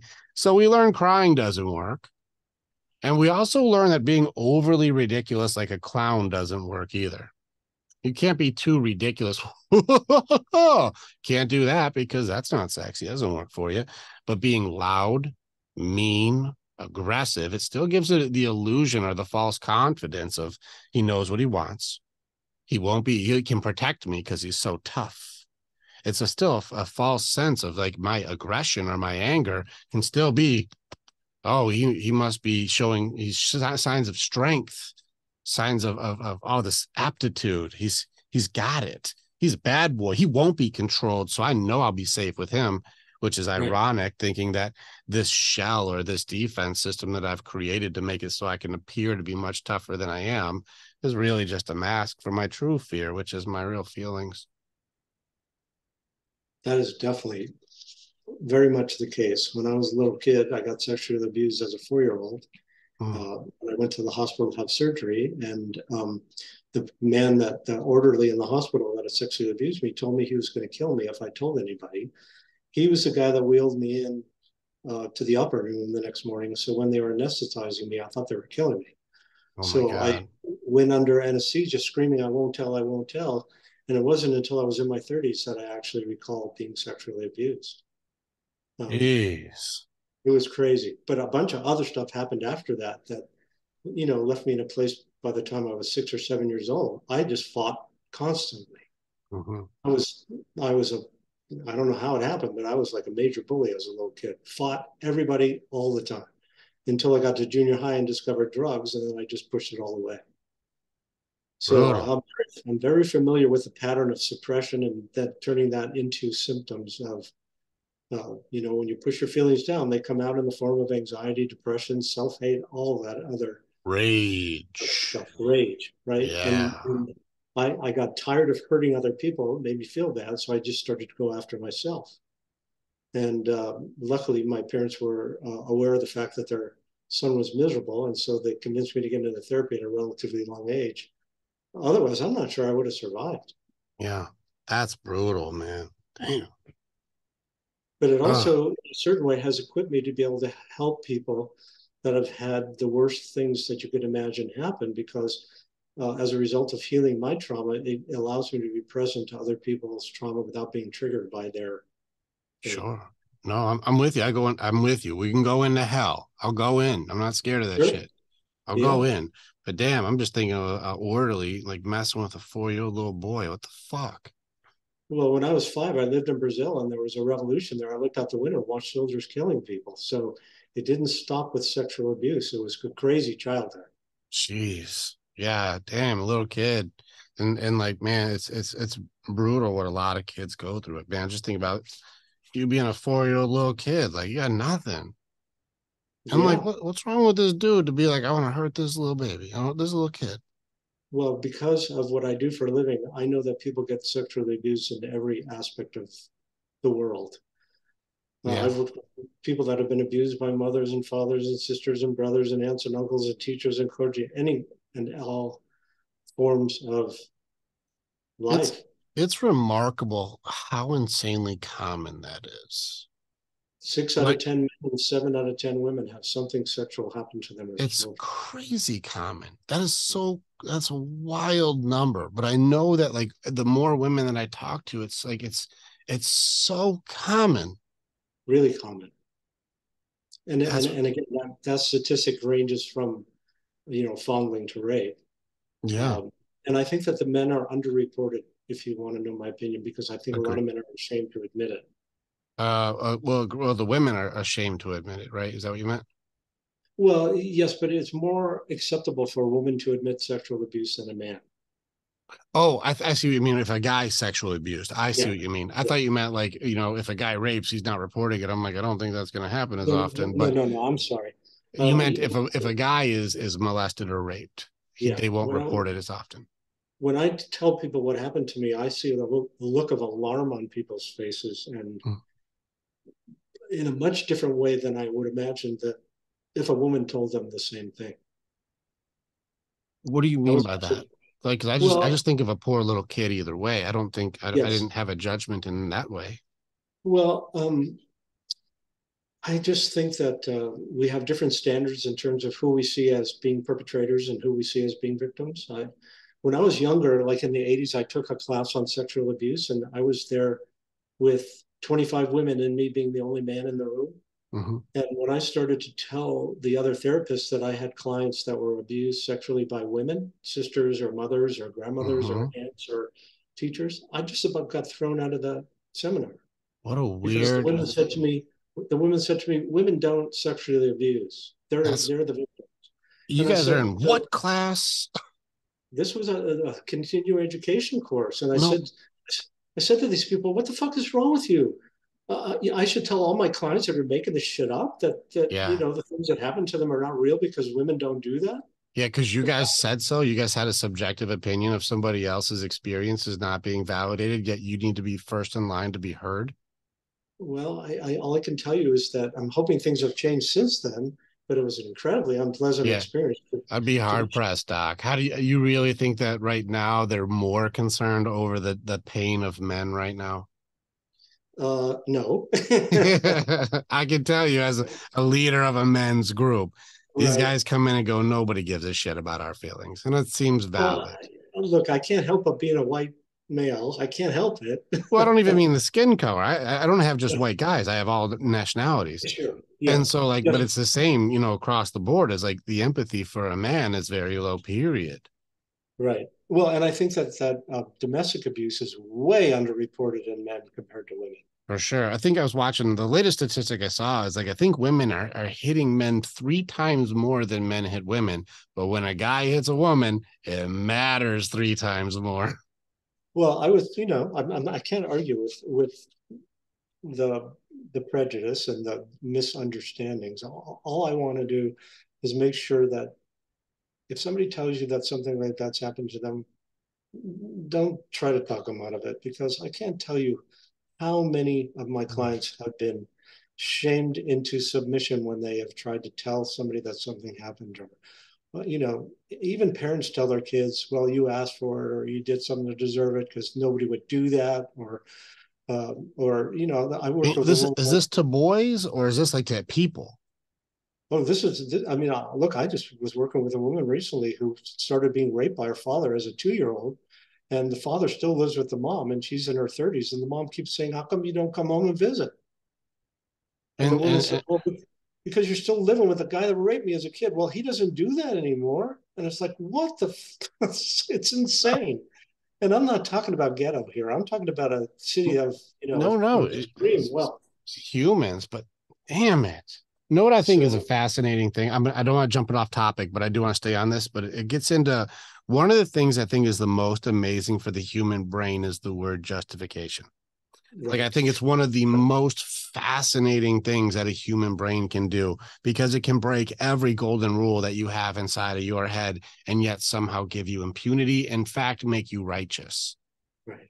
It's amazing. You can be a pedophile and call yourself a great person and sleep like a baby at night, thinking that you're really, really good, even though your highest source of pleasure is absolutely decimating a baby. What the Yeah. fuck? Well, I mean, again, I've come to understand that nobody has invented sexual abuse themselves. Usually people that are abusing others have had it happen to them. Now, that's not an excuse, it's an Right. explanation, Agreed.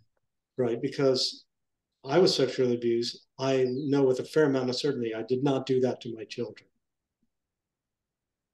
My children are adults. They've never said anything like that's happened. I don't have any memory of abusing them in any way. Mm-hmm. So I know that it's possible to break the cycle if you take responsibility for it. But I'll tell you, Rick, as a professional, I've probably had maybe a handful of perpetrators step forward and beg forgiveness.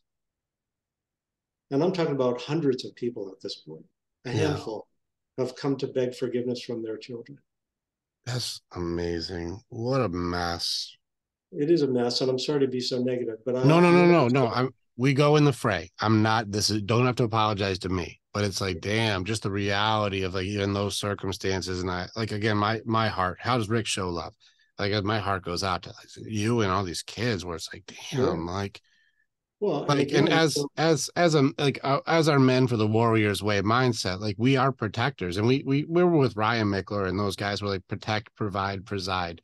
Like we take care of our packs, we take care of our people, and when we hear about little kids getting hurt, you're like, the protector in you is like, man, fuck, like well, the my version of injustice. showing love to people in this regard is to make sure that if you've been sexually abused, that you know that you deserve to be loved, Right, and that it wasn't your fault.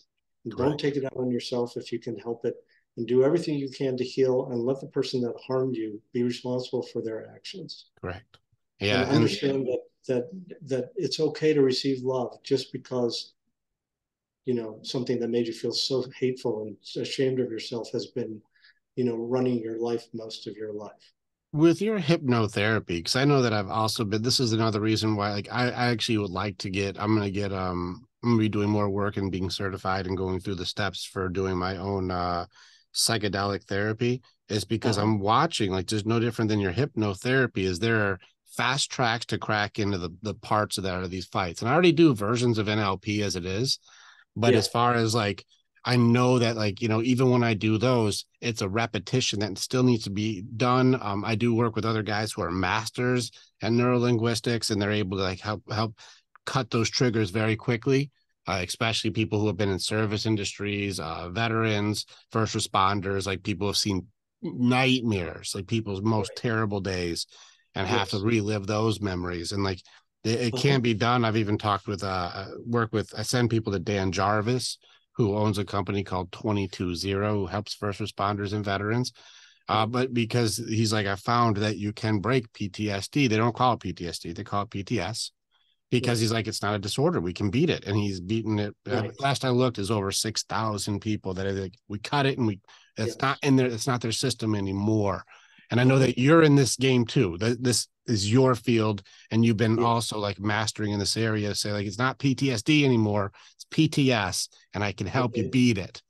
Right. And honor to you for that, because I've had some success, but I do it more cognitively. And so I would team up happily with someone like you, because I go in underneath that layer.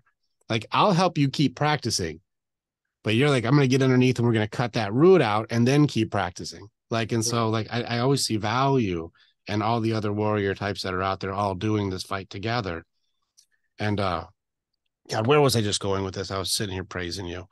All right. So Rick, what I would say to you is that I said this before. You have a template inside of you that knows exactly what you need to do in order to heal. So mhm, my job is to tap into that template that lives inside of you so that you can learn to trust that your unconscious mind and your higher self knows where to take you in the process of hypnosis step by step in order to release the pain in a way that is safe enough to be able to tolerate. And at the same time, I can't tell you it's not a little bit emotionally overwhelming, because I tell everybody that decides to do hypnotherapy, you're going to go through a period of time where you feel very tenderhearted. yeah, It won't stop you from functioning, but you're going to be crying more than you used to and feeling like a little kid a lot of the time. yeah, And you have to especially make sure that your partner knows that your disinterest in being sexual for a period of time is not having anything to do with them, but having to do with the fact that your body cannot discriminate between healthy sexual desire and that comes from being perpetrated upon. Fair enough. That's, man, highest honors to you, Doc. That's such a powerful fight to go into, and like it's an honor to see a warrior who fights for people this way. Like, I Well, appreciate you very I don't think much. it's an accident. You and I found each other. Yeah, no, that's it's such a big fight, and like it's so frustrating in my heart how often it happens to even have to be a mastery that's required. And so, thank you for being one of those guys who's like, I'll go into these nightmares and be there for these guys and actually give them the tools to break it and not just talk about their feelings about it. Well, and you as well. You're doing the same thing, and you're showing love in your way. I'm showing love in my way, and it's helping people, which is the whole goal of what we've dedicated our lives to. Yeah, that's Plus, we get to good. be a pain in the ass, which is also fun. Very true. Yeah, that's the good stuff right there, man. It does break my heart though, hearing little kids get hurt like that. I just don't have that thing, and I don't know. I know that you're right. It's an explanation, not an excuse. But what a sad shape that people are, where they see somebody who's like vulnerable and young, and they want to hurt them for pleasure. Well, it got worse with COVID Yeah, I believe it. because COVID scared people, and when people are more scared than usual, they act out in ways that are harmful to others.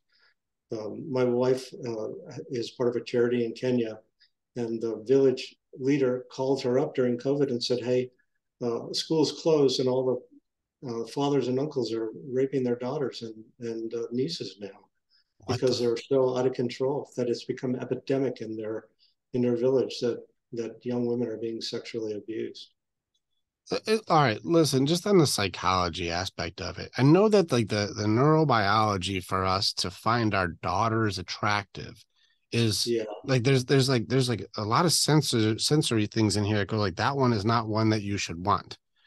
Like there has to be a massive like goof up inside of somebody's like chemistry to go like I'm gonna rape my own kid. There's like a Well, I goof up mean, there, right? look, I hope that you don't get mad at me for saying this, but look at what Donald Trump said about his daughter, I right? actually I'm not as huge in the politic following because I stay off of Well, that. part of what he said is that he finds her sexually appealing, right? You don't say shit like that out loud when you're in a position of power.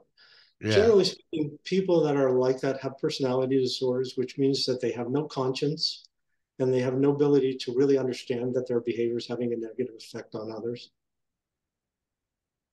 Okay, And I that's got yeah. a gross generalization, but there are a lot of people Sure. that commit these. Because Um, I think saying my daughter is attractive and then saying I'm going to rape my daughter or rape my niece is a different thing. But yes, I guess I see where you're going. Like no, like because like I've got my stepdaughters, they're beautiful girls, but there's not like a right. sexual attraction to them. But I No, can know because they're beautiful girls. there's a biological imperative to not bring your genetic material into your family because it creates, um, uh, Irregularities, things get weird with yeah, it. We get inbred kids, like, and so it does get yeah, it goofs stuff up. And this is why it's weird that out in Kenya, hey, there's a we're shutting down the schools. It's like, well, I'd better rape my daughter. Like, I'm gonna rape my niece. Like, what is happening? I think it's a lot of frustration, a lot of desperation, a lot of starvation. I have I had never been that hungry before. no, I'm not, again, I can only provide The explanations, not facts. Fair enough. right. There's no justification for any of it. Hmm. I personally believe that people that have sexual relations with children, they don't belong on our earth. Yeah, I Uh, don't know. I think that that's a very different trial. That's for sure. I think the well, trial should be like, is there value for somebody who finds absolute pleasure in destroying children? and usually it's a compulsive thing because of what it is that happened to them. Not always. Some people are sociopathic by nature, and they just enjoy preying upon others. But that's the small minority compared to Correct. what Yeah. most people experience. It's by somebody they know. It's Mm. not the guy in the park or the whatever. It's usually by somebody that is friends with the family in some way or a member of the family. Yeah. And I know Yeah, this. I've seen like I know Step it sounds Brothers and horrible, stuff like that. Yeah, brutal but things. I would say that women are perpetrators not as much as men, but not as small as you would think. Because I've known a lot of women who've been sexually abused and men by their mothers and by their aunts and grandmothers and teachers. And, it's not one way. It's also different too, and like there's I've seen jokes and stuff on it. And I know that it's meant to be a joke, so I've seen like Yeah. Joe Rogan and stuff like that make jokes too. Right. Which I guess a joke. I thought it was funny the way he did his joke, so no knocking on anybody on this one. Sure. But when he said like the stuff with Harvey Weinstein with his daughter going in versus his son going in, if it was Harvey at Weinstein and going Right. like, if you sleep with me, you can be Batman. And if it was like his daughter, he'd be like, that's out of line. That's fucked up. Not okay. And then he's like, well, Harvey at Weinstein says if my son, goes down on her or sleeps with her, then she can be Batman. He's like, you're gonna be Batman. Like, it's Yeah. one of those things where it's a joke. If it happens to a guy, it's not bad, but Right. if it happens to a Yes. girl, it's atrocious. And it's almost that same thing too, where it's kind of like, um, you know, if a guy was like, yeah, I woke up and the girl was like, she was mounting me and she was starting to have sex with me, and I was like, what is going on? This wasn't a consensual dynamic. And they're like, you were getting laid. What are you mad about? It's like, no, Exactly. I didn't want this one. This wasn't when I was this. I wasn't going for this scenario. I didn't want this scenario. Right. And like for guys, it's really highly downplayed. Like you should be in any way feeling like you're violated when Mm-hmm. like you're getting laid. What are you mad about? It's like I didn't want this. This is not a person I wanted to sleep with. Right. And You know, that's an adult. I mean, I was 4 years old. I didn't know what the hell was going on. you had no chance. All I know is that, this guy's sticking my penis in his mouth and he's telling me he's going to kill me if I tell anybody. And I'm like, holy shit, this is Right. nuts. What the fuck? Oh, So again, I'm only being graphic because I want people to know that it happens no, I'm to with you. a lot of people, and it's no shame in admitting it and coming to terms with it. Because if you don't, it's going to create a lot of symptoms in your life. Correct. And it's going No, to keep you from feeling like you deserve the kind of love that your heart desires. yeah. Support you on that one. Yeah, just because somebody else has an issue with the way that they associate their body and love doesn't mean that you have to. Well, and when I was 16, I broke my foot and was in the hospital, and I got approached by another orderly who wanted to have sex with me. Listen, Luckily, I was old enough to say no. listen, Doc. I only know you as you are now. Are you like young Brad Pitt? Like who? What are you? I Like don't think so. what is happening? What, like I never had any orderlies come at me, and it was before I had this beard. What is going on here? Well, I will be honest with you. Perpetrators have a second sense to be able to tell who's going to fight and who's Mm. going to submit. All right, well. Listen, your 16-year-old you was probably had a solid amount of fuck off in there. I was lucky enough to be, but I was so drugged that it almost happened. Ah, I see what you're saying because you were fighting yourself so hard it made you look vulnerable. I Yes, got and you. I know that he could tell that something had happened to me that made me much more likely to submit than to fight. I Interesting. just had a moment of clarity in the midst of all the pain medicine I was taking after the surgery.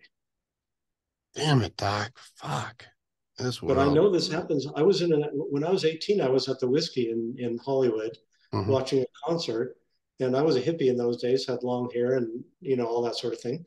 Some guy standing behind me took his dick out and stick it in, put it in my hand, and I was so high, I thought, what, and then I That's realized what was happening, that and wasn't a hippie handshake, is it? I've never had that handshake. I just pulled away, and I just thought, this is insane. This Incorrect world we're handshake. living. Not how we greet. But if you have had something happen to you, it's much more likely that you're going to have it happen again. That's That's really why I'm amazing.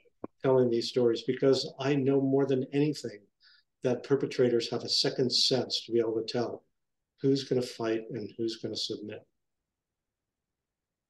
Well, if you feel like you're one of those people who feels targeted, I will show you how to fight.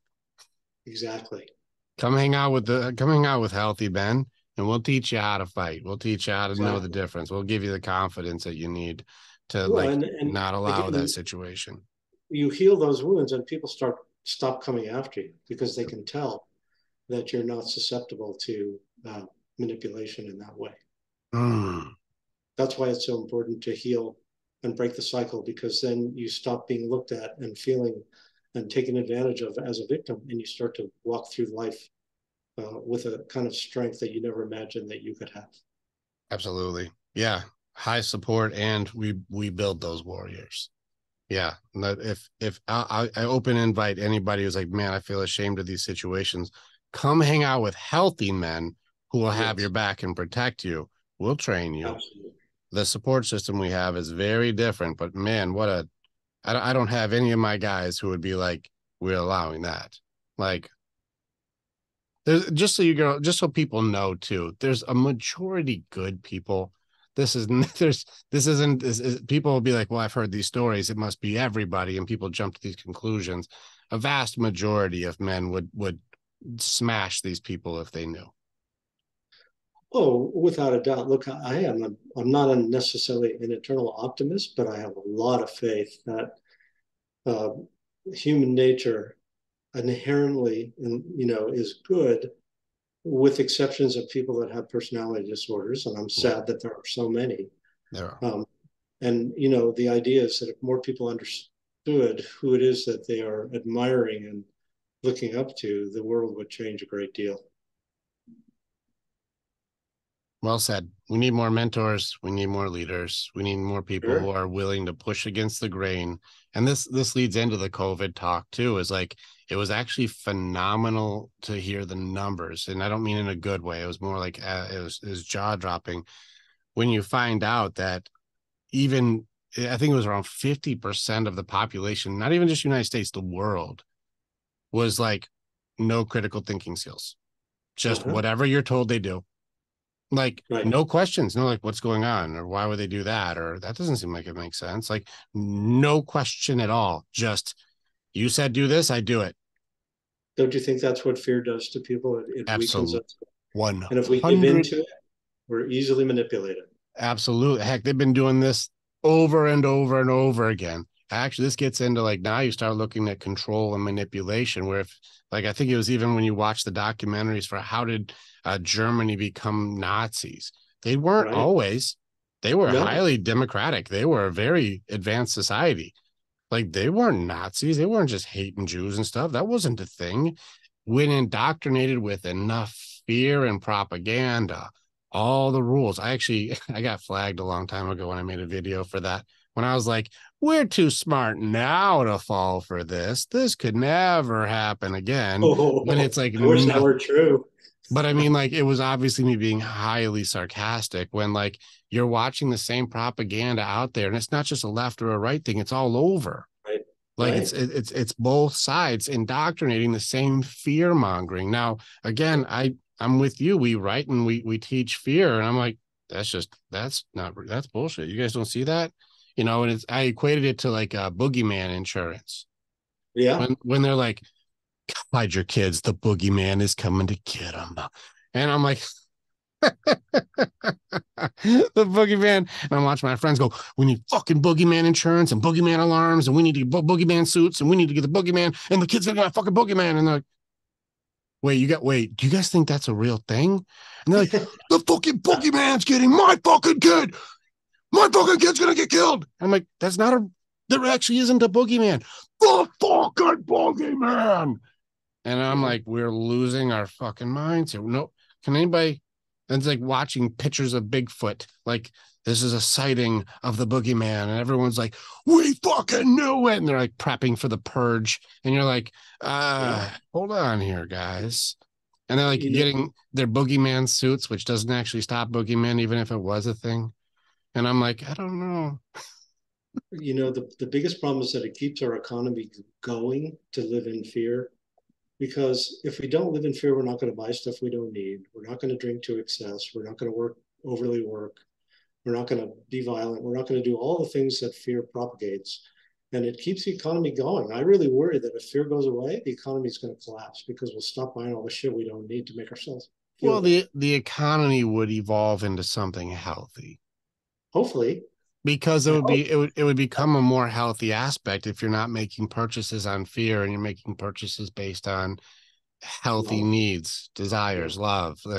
And this is why it's funny, because if you look at then, if there is propaganda to be able to make the economy run on fear, who's profiting the most? And you already know where's the highest profits going when it comes to fear. Well, isn't it the big corporations in America and the politicians? Well, what is the first thing prescribed if someone has anxiety or fear? Medicine. Yeah, the pharmaceutical industry. They're making Sure. trillions. Yeah. That's a lot of money, way more than cabbage, way more than water. Like, like, and so it's one of these things is who's really pushing fear. It's not, I'm not even trying to be, that's not even me being like, I don't have to do deep research. It's like, well, who's profiting the most off of this? That's not even, you don't even have to go into conspiracy theory. It's just, well, obviously the people who are like, you all have anxiety, but this is the cure, and you don't have to do any work for it. Boy, you find that magic solution, you and I are going to have this conversation in Tahiti.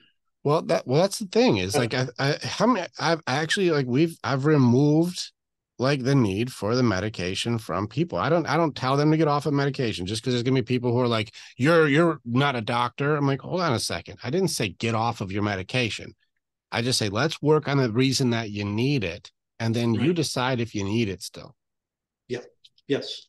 Which is a very respectful, um, loving perspective.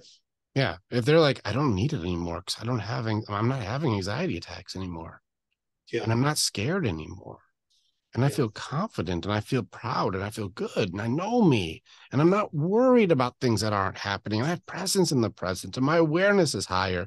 And I've gone through even my tools on things to know, like, how do I handle situations if they do come up, and I'm not scared of them anymore. I'm more curious than anything. And I think Yeah. that's something you and I both agree on is if you understand your inner strength and you understand the training and tools inside of yourself to take this superpower of looking into the future, and instead of panicking, you're learning from and creating clairvoyance or preparation, wouldn't you just be more curious? Well, what about recognizing how much resourcefulness that you have as a person that you don't really know I have my about? seven tools for that. I just talked to the person before this on that one. The seven resourcefulness is one. Oh, cool. Do you want to hear my seven? You probably have all Sure. seven. You have all seven. All right. So I say, all right. First off, I do the math equation. You seem good at math, so we'll get this very quickly. And people who've heard my podcast have heard this before. All right, let's do quick math. Out of all of the nightmarish and shit stuff and crazy things that you've been through in your life, what is the percentage of your survival rate? Well, right now it's 100%. 100%. So you're good at math. I knew you'd be good at math. So, all right, we're at 100%. You've survived 100% so far up Yeah, right now. Now, let's go through the seven tools that we've got for these situations. Do you have problem solving skills? absolutely. Okay, we got that. We got one. Creativity, get outside of the box if I don't know the answer yet. All right, we got Sure. two. We got resourcefulness. I don't have it yet, but I can figure out a way to get it. Right. Support system. I don't know the answer, but I can call for advice or I can get someone to help me. Sure. Good. Any type of faith at all. It's not just Ton. there's more to you than just you. You're not alone. Yeah. All right. Then let's get into, are you more equipped now to handle things than before when you were much younger and going through tougher things? Yes.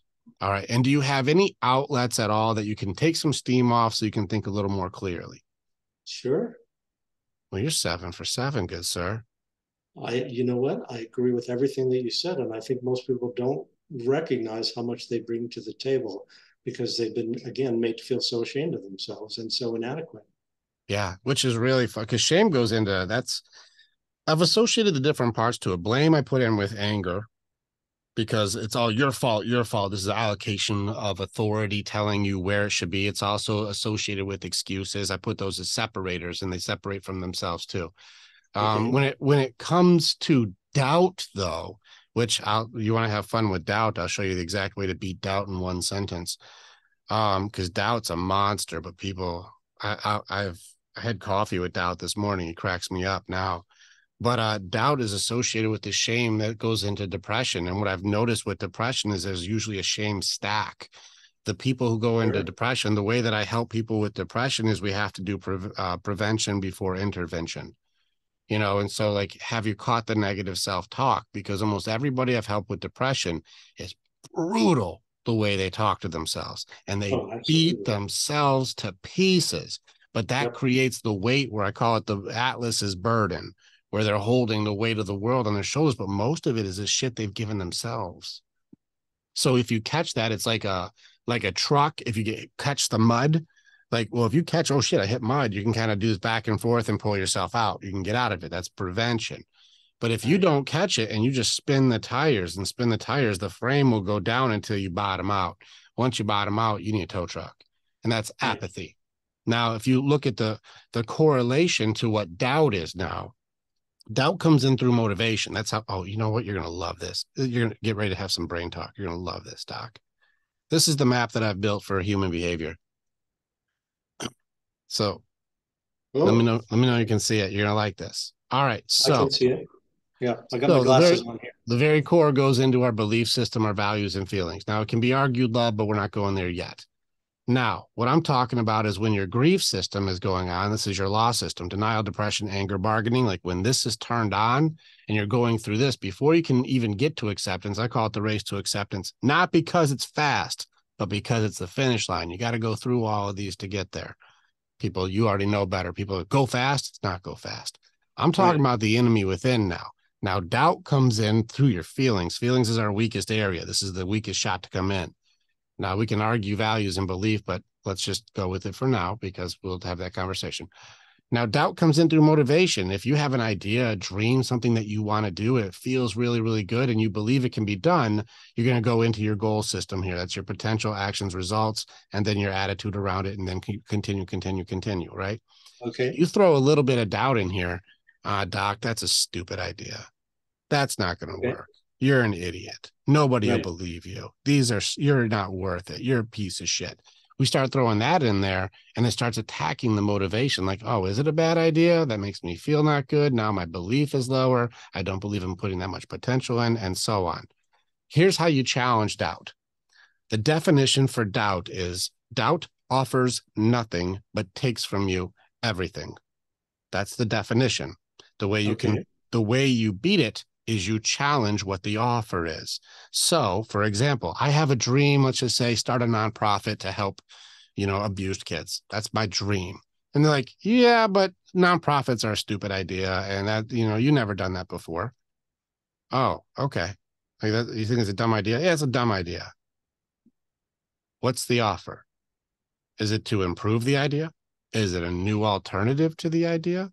Is there some improvement upon the entire dream or vision? Or is it Okay. just that's stupid? Well, if you look at it, well, let's weigh out the potential then. My dream, if I were to build this, now has potential to help people, change people's lives, pull people out of a mess, give people hope, build purpose in my life, provide for my family, and have this amazing impact in the world. That's the potential of this. Or that's a stupid idea. What's the offer? Well, it's nothing. There's no offer there, right? So then Yep. then it comes to choice. Well, which do you choose then? Are you going to take the offer for potential with all of this growth and opportunity, or are you going to take the guaranteed nothing? Which do you choose? Well, hopefully you choose to move forward. Well, once you catch the thing, the offer seems pretty damn obvious now, right? It seems And like, why would I yeah, choose nothing right. when it's right there? So then you can just go, I simply decline your offer. Thank you for offering me nothing, but I see that there's no offer there. And so I Yeah. decline. And so do this too. Well, I want to help people be better. I don't know if you can help them. You're a piece of shit. I'm a piece of shit. Well, what's your offer? Well, nothing. I just said you're a piece of shit. Oh, okay. So just offering me not to feel good and just don't do something to help people. Yeah, I decline your offer. It's nothing. That's doubt by itself. Now, if you take doubt and you mix that in with its corresponding piece, which is depression, well, then doubt starts stacking in all of these. You're a piece of shit. You can't do it. No one loves you. You're not good enough. It's not going to work. These are all your ideas are stupid. You're garbage. You're trash. You're this. All these things where if you look at each offer on each one, they offer nothing. but they take from you everything. Right. Once apathy starts to kick in, when you stack doubt and depression together, then you become the personification of doubt itself. When you start putting doubt and depression, you get the definition change. You are now doubt. That means doubt makes you nothing and takes from you everything. Right. You don't want to get out of bed. You won't sit or get off the couch. You don't want to go have fun. You don't want to work out. You don't want to even go to the bathroom. You don't want to do anything. Makes you nothing and takes from you everything. And that's just doubt and depression together. You see, you know what the recipe for the nastiest ones on this whole chart? You take this guy, denial, which is our protection system that we use in 100 different ways. Combine that with this guy, distractions, that comes in through your positive feelings. You combine them inside of here. If you say, I'm at the war with what is, and I don't want to deal with the reality of all the pain that I have, you did this in your teenage years, and I want to feel good in any damn way that I can fucking find. And I'll do it as much as I can to feel good. Right. When you put that combination together with, I got to protect myself from the things that hurt the most, and I want to feel good. These are two positive things, but that's the recipe for addiction. Right. This, you'd enjoy this, because then we can get into, like, this is also how I find people. If they're going through that, I'm like, well, which things are you bouncing around in here? Which we have to attack this, and then cut these off as soon as you know which one is. Is it fear coming in through your creativity and imagination, creating all these possibilities that aren't happening? You know, is it the excuses that, if challenged, create negative outcomes? Like you start seeing a defense mechanism kicking in. Is it doubt destroying motivation, or you're trying to distract yourself, which I call it the minute monster, which it mimics Cookie Monster. Right. Your distraction monster will eat endless amount of minutes and call it happy. Sure. And it'll take your life, though. It's going to eat your life away, take you away from purpose. And then the whole point of it is you start understanding what feelings are associated to your belief system. And these beliefs shape the way you see the world and your identity. It also shapes the way you go for your goals and dreams. And it shapes your values. It also shapes how you see love. Once you start getting into how these things all come in through this portal here, right into how you see the world, right here is the core. This is the brain of all of it. Is what you believe it is, you will make sure it is true. Even if it's detrimental, you'll make sure it's true. You'll create self-fulfilling prophecies just in the way you see the world. Right. And that's why I appreciated the most when you're like, hey, people are coming at you from fear, and you're using this thing often because you're creating all these possibilities. It comes in here. You can still have feelings. This is why I love people I talk to with anxiety, because I'm like, how often have you had an argument inside of your head and you're pissed off at this argument? You and your wife, or you and your friend, or your boss, or somebody, or you're like, fuck you, motherfucker. You know, like you're mad as hell, or you're sad, or you're bummed, or whatever. I'm like, well, who's making the answer for them? You're like, well, I guess I'm making up the answers for them. I'm like, well, then who are you arguing with? Right. Yourself? You. And you're mad. You still have all these feelings attached to this imaginary argument with yourself. That's a brilliant thing our brain can do. What an amazing thing you can do. You having this high creativity and imagination system, it's not because you're broken or dumb. It's because you're brilliant. And if you can control that thing, you can start challenging with courage, hope, faith. You can go like, hey, wait a second. Are you even real? And if it was to happen, you, sir, are 7 out of 7 for all the tools you would need to deal with whatever would come up. So why am I so concerned with this? So then if I don't have a feeling that the world's going to collapse on me, and I have a belief system around, I'm actually more curious on what it is, because I know I can probably handle just about everything, because I have a 100% success rate on kicking ass, even against shit that's probably going to be worse than embarrassment, or being rejected, or somebody putting a mean comment, making a mean video about me. I don't care. Go ahead. In fact, make a mean video about me and Dr. Saperstein, and then send it to everybody you know, and I hope it gets 1 billion views. We just want to help more people, and then they'll be able to call your bullshit. So please make that video. But in any case, I think that you would like this because I've run this by multiple PhDs. I've run this by a lot Very of cool. psychologists. And Yeah, if you want, we'll have some days where we can go through this. And when I find people on here, it gives me the path to ask the questions to help them rewire. sure. And it's been very, very successful. But I don't share this with everybody because just like any tool, depending upon the way people use it, Yeah. it can be a tool or it can be a weapon. I tell people all the time that your imagination was given to you for two purposes: to be as creative as possible and to make your sex life as fun as possible. I like it. And any other use of your imagination should be prohibited by law, like those tags on your sofa or whatever, because your imagination used in other ways always comes out negatively and always causes harm. I love that. That's so funny, man. That's I like that a lot. That's great. I'm gonna correlate this to also when you talked about the faith part and you talked about that loud voice in your head and you talked about that connection that comes in from like there's more to me than just this. And I heard it, don't go in the water alone. Right.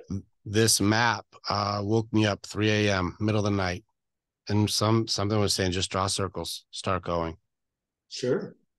This is why when I've run this by a lot of really prestigious people in the industry, even like Anthony Dahlman Jones, he's written 6 psychology books. He's been doing it for 40 plus years. And I'm like, Yeah. beat it. And he's like, where's trusts? Where's this? Where's that? I'm like, that's here, that's here, that's here. He's like, yep. And I have Okay. belief at the center and I have this. Is like, he said, this is the best one I've seen so far. Cool. And this came to you in the middle of the night? Middle of the night. Very This is where I say like there are a lot of my best writing. God will wake me up in the middle of the night and it'd be stuff I didn't think of before. cool. Okay. But I didn't have this until I opened and surrendered to that side. It was all closed off. So I have things that happen often where he works through. And I Right. did not believe in this before. Sure. But Well, like, can I quickly tell you a dream I had that is very similar to what you're describing? yes, please. Uh, I went to sleep a long time ago one night with incredible doubt and fear about God being a presence in my life. And it was a really dark moment for me. And in the middle of the night, I had a dream that I was living in the house that I lived in high school, but I hadn't lived there for 10, 15 years. And there was a knock at the door, and I answered the door, and God is standing there. And I say, God showed up in the form of a man, but I also was very clear that God has no gender and is not a person. But in order for me to have a conversation, there had to be a person standing there. So, right. So I said, God, what are you doing here? And God said, well, I'm here to answer your questions and help you understand what my purpose in your life is so that we can move forward together and hopefully I can help ease some of your dark fears. So I said, okay, lay it on me. And the first thing that God said to me is that I'm always present in the form of love. And the only time that you don't feel your connection to me is when you turn away from me, because I'm always there. And the reason that people don't feel connected to me is because they turn away from me rather than understanding that I'm ever present always for every moment of your life. So if you're ever feeling really vulnerable and scared and alone, please think of me and I will show you and help you feel that love that all human beings desperately need. And I said, well, that sounds pretty cool. I like that idea. Anything else? And God said, yeah, the second thing that I want to talk to you about is forgiveness. And that human beings have a really hard time with forgiveness. It's really hard for us to forgive the people that have hurt us, and really hard for us to ask for forgiveness from the people that we've hurt. But the worst part is that it's really hard for us to forgive ourselves for the way we've treated ourselves. And so part of my role in your life is to help you with forgiveness in all three aspects of your life. And I thought, wow, that's a pretty cool thing. I like that too. Is there anything else? And God said, yeah, right now there's one more thing. And I said, okay, lay it on me. And God said, because you've chosen to be of service, I'm here to be with you always, so that you never have to be afraid when people come into your life with pain and stories that are unimaginable. And just know that I'm always there and I will give you whatever you need in order to be of service to the people that find their way into your life so that you can approach what you do without fear. And I just thought, whoa, God, that's an incredible offer. I really love that. I said, is there anything else? And God said, for right now, that'll do it. Okay. So I woke up from that dream and I was just completely blown away. And then I started hearing music playing inside my head that I'd never heard before. I didn't even know that this kind of music existed in the universe. And so I thought to myself, God, what's this? And the message I got was, this is what the angels sound like singing in heaven. And so I floated around for the rest of the night with the most incredible, uplifting, amazing feeling. And, this was probably 30 years ago. And I can remember that dream and those feelings as though they happened yesterday because of how much it mattered to me to be taken care of in my greatest moment of spiritual doubt and concern. And I like to tell that story because I want people to know that I don't think I'm anybody special, that this is available to everyone. You don't need to make it complicated. Really, all you got to do is ask Mm-hmm. and allow yourself to receive. I love that. There's three things there that I've also found the same thing. I'm gonna share my story on this too, with a correlation to that, because I love that story and I love your connection to it. Like, thank you for that. Like, it's beautiful. And I saw the three things that I also found in there too. Now, I'm gonna keep the part with the forgiveness, like that one came to me later, so it didn't come in this one, but the other two parts made a lot of sense, especially when I look at why is belief at the center of this. And you see, like, in identity, where faith, philosophies, religions, those are in there too, but Right. it's not at the core. Belief is at the core, because when you said it's only when you turn away from God, that means we are like, God is so crazy with the way he set this up that we can limit God. Like, we just turn away. We block that. We can block God. It's the only thing that, like, most others, if you look at any other thing, there's like no Norse gods and no Greek gods that are like, you turn away from me, I will fuck you up. Like they will fuck people. Right. But this is the only God that's like, if you turn from me, that means like I can't be there for someone. Like, you limit me. We block God. What a weird backwards rule for such a deity. So it's amazing that we have that choice, the free will aspect. God, Free will. that's a lot Yes. of love there for us to even have the option. It's crazy. But Right. then the forgiveness part. Now, this is the thing that I found. I got so deep into psychology and I got so deep into philosophy. And before I had any faith in this aspect, especially when you said, what was the faith that you had? It was agitator, or what was it? What did No, you? I was an antagonist. Antagonist. That's right. That's where I was. This is an NLT version. I would take this book and read it so I could kick your ass with it. I would read the Bible and they'd be like, "Oh, well, I do the Lord's Prayer." And I'll be like, two verses ahead of that, Jesus says, "Don't fucking say it over and over again." So now what? You still a Christian? I'd hammer them with their own stuff, Right. and so I was an antagonist. I was with you on this one. So I would go through and I would say, like, I'd find the philosophy, I'd find the beliefs and the psychology to it, and I diagnosed all of my issues. And I found all of the things, I labeled all of the things, I compartmentalized them all in their perspective little bins. And I was like, this was the abuse from this is abandonment from this is the addiction from this is all this is the rejection here, this is this, all of it beautifully organized. And I did it. And here I am standing here still with this giant mountain of fucking pain. And it's all compartmentalized. It's all organized. It's all correctly labeled. Yeah. I'm like, I did all the stuff that it says. The book says that I did all of the things. It's right here. I have it. And why is it just not gone? I did all of the work to it. I know what it is. I thought about it. I did the work. And they got to a point where I was like, you know what? I don't know what it is. Again, it's like between 3:30, 4 in the morning. My girl's sleeping next to me and I'm sitting there in bed. And I'm like, you know what?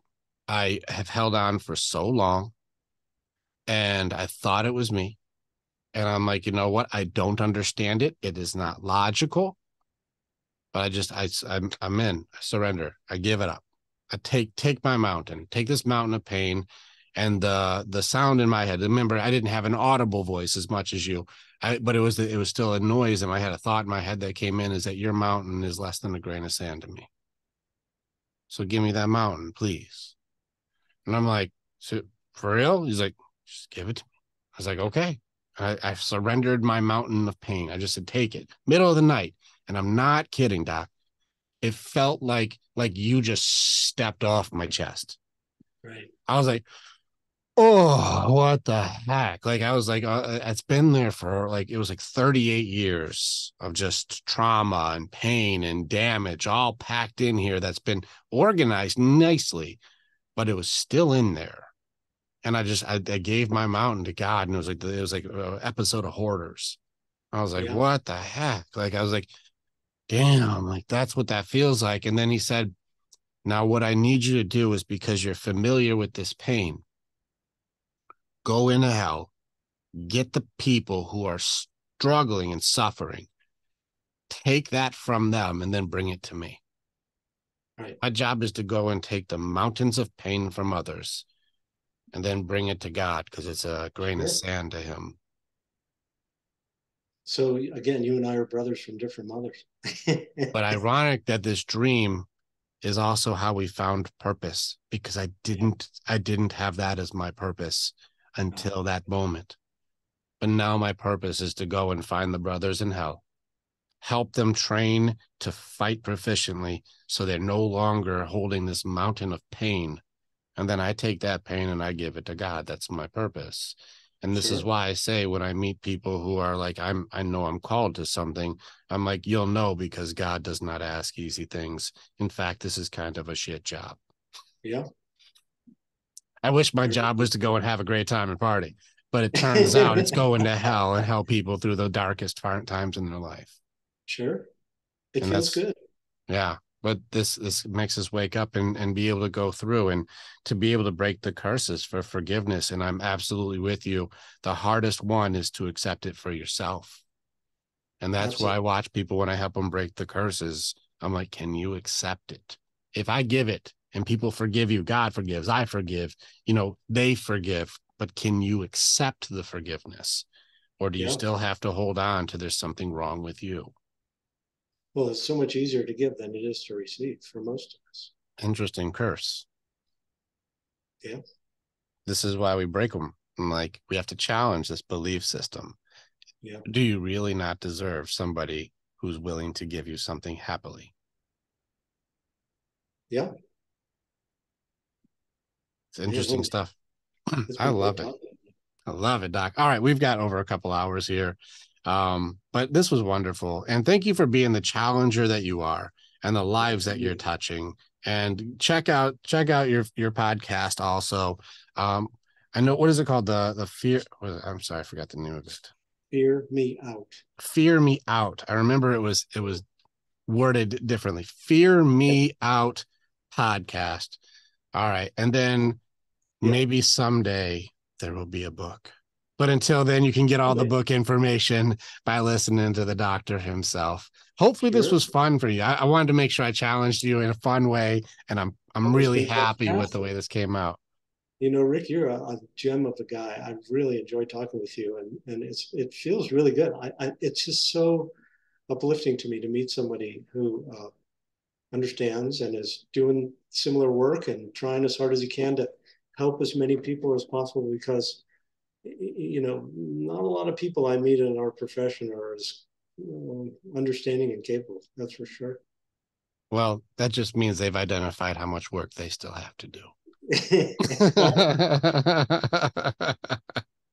It's an honor, Doc. This is not the last time we're going to talk. Let's have some more times like this.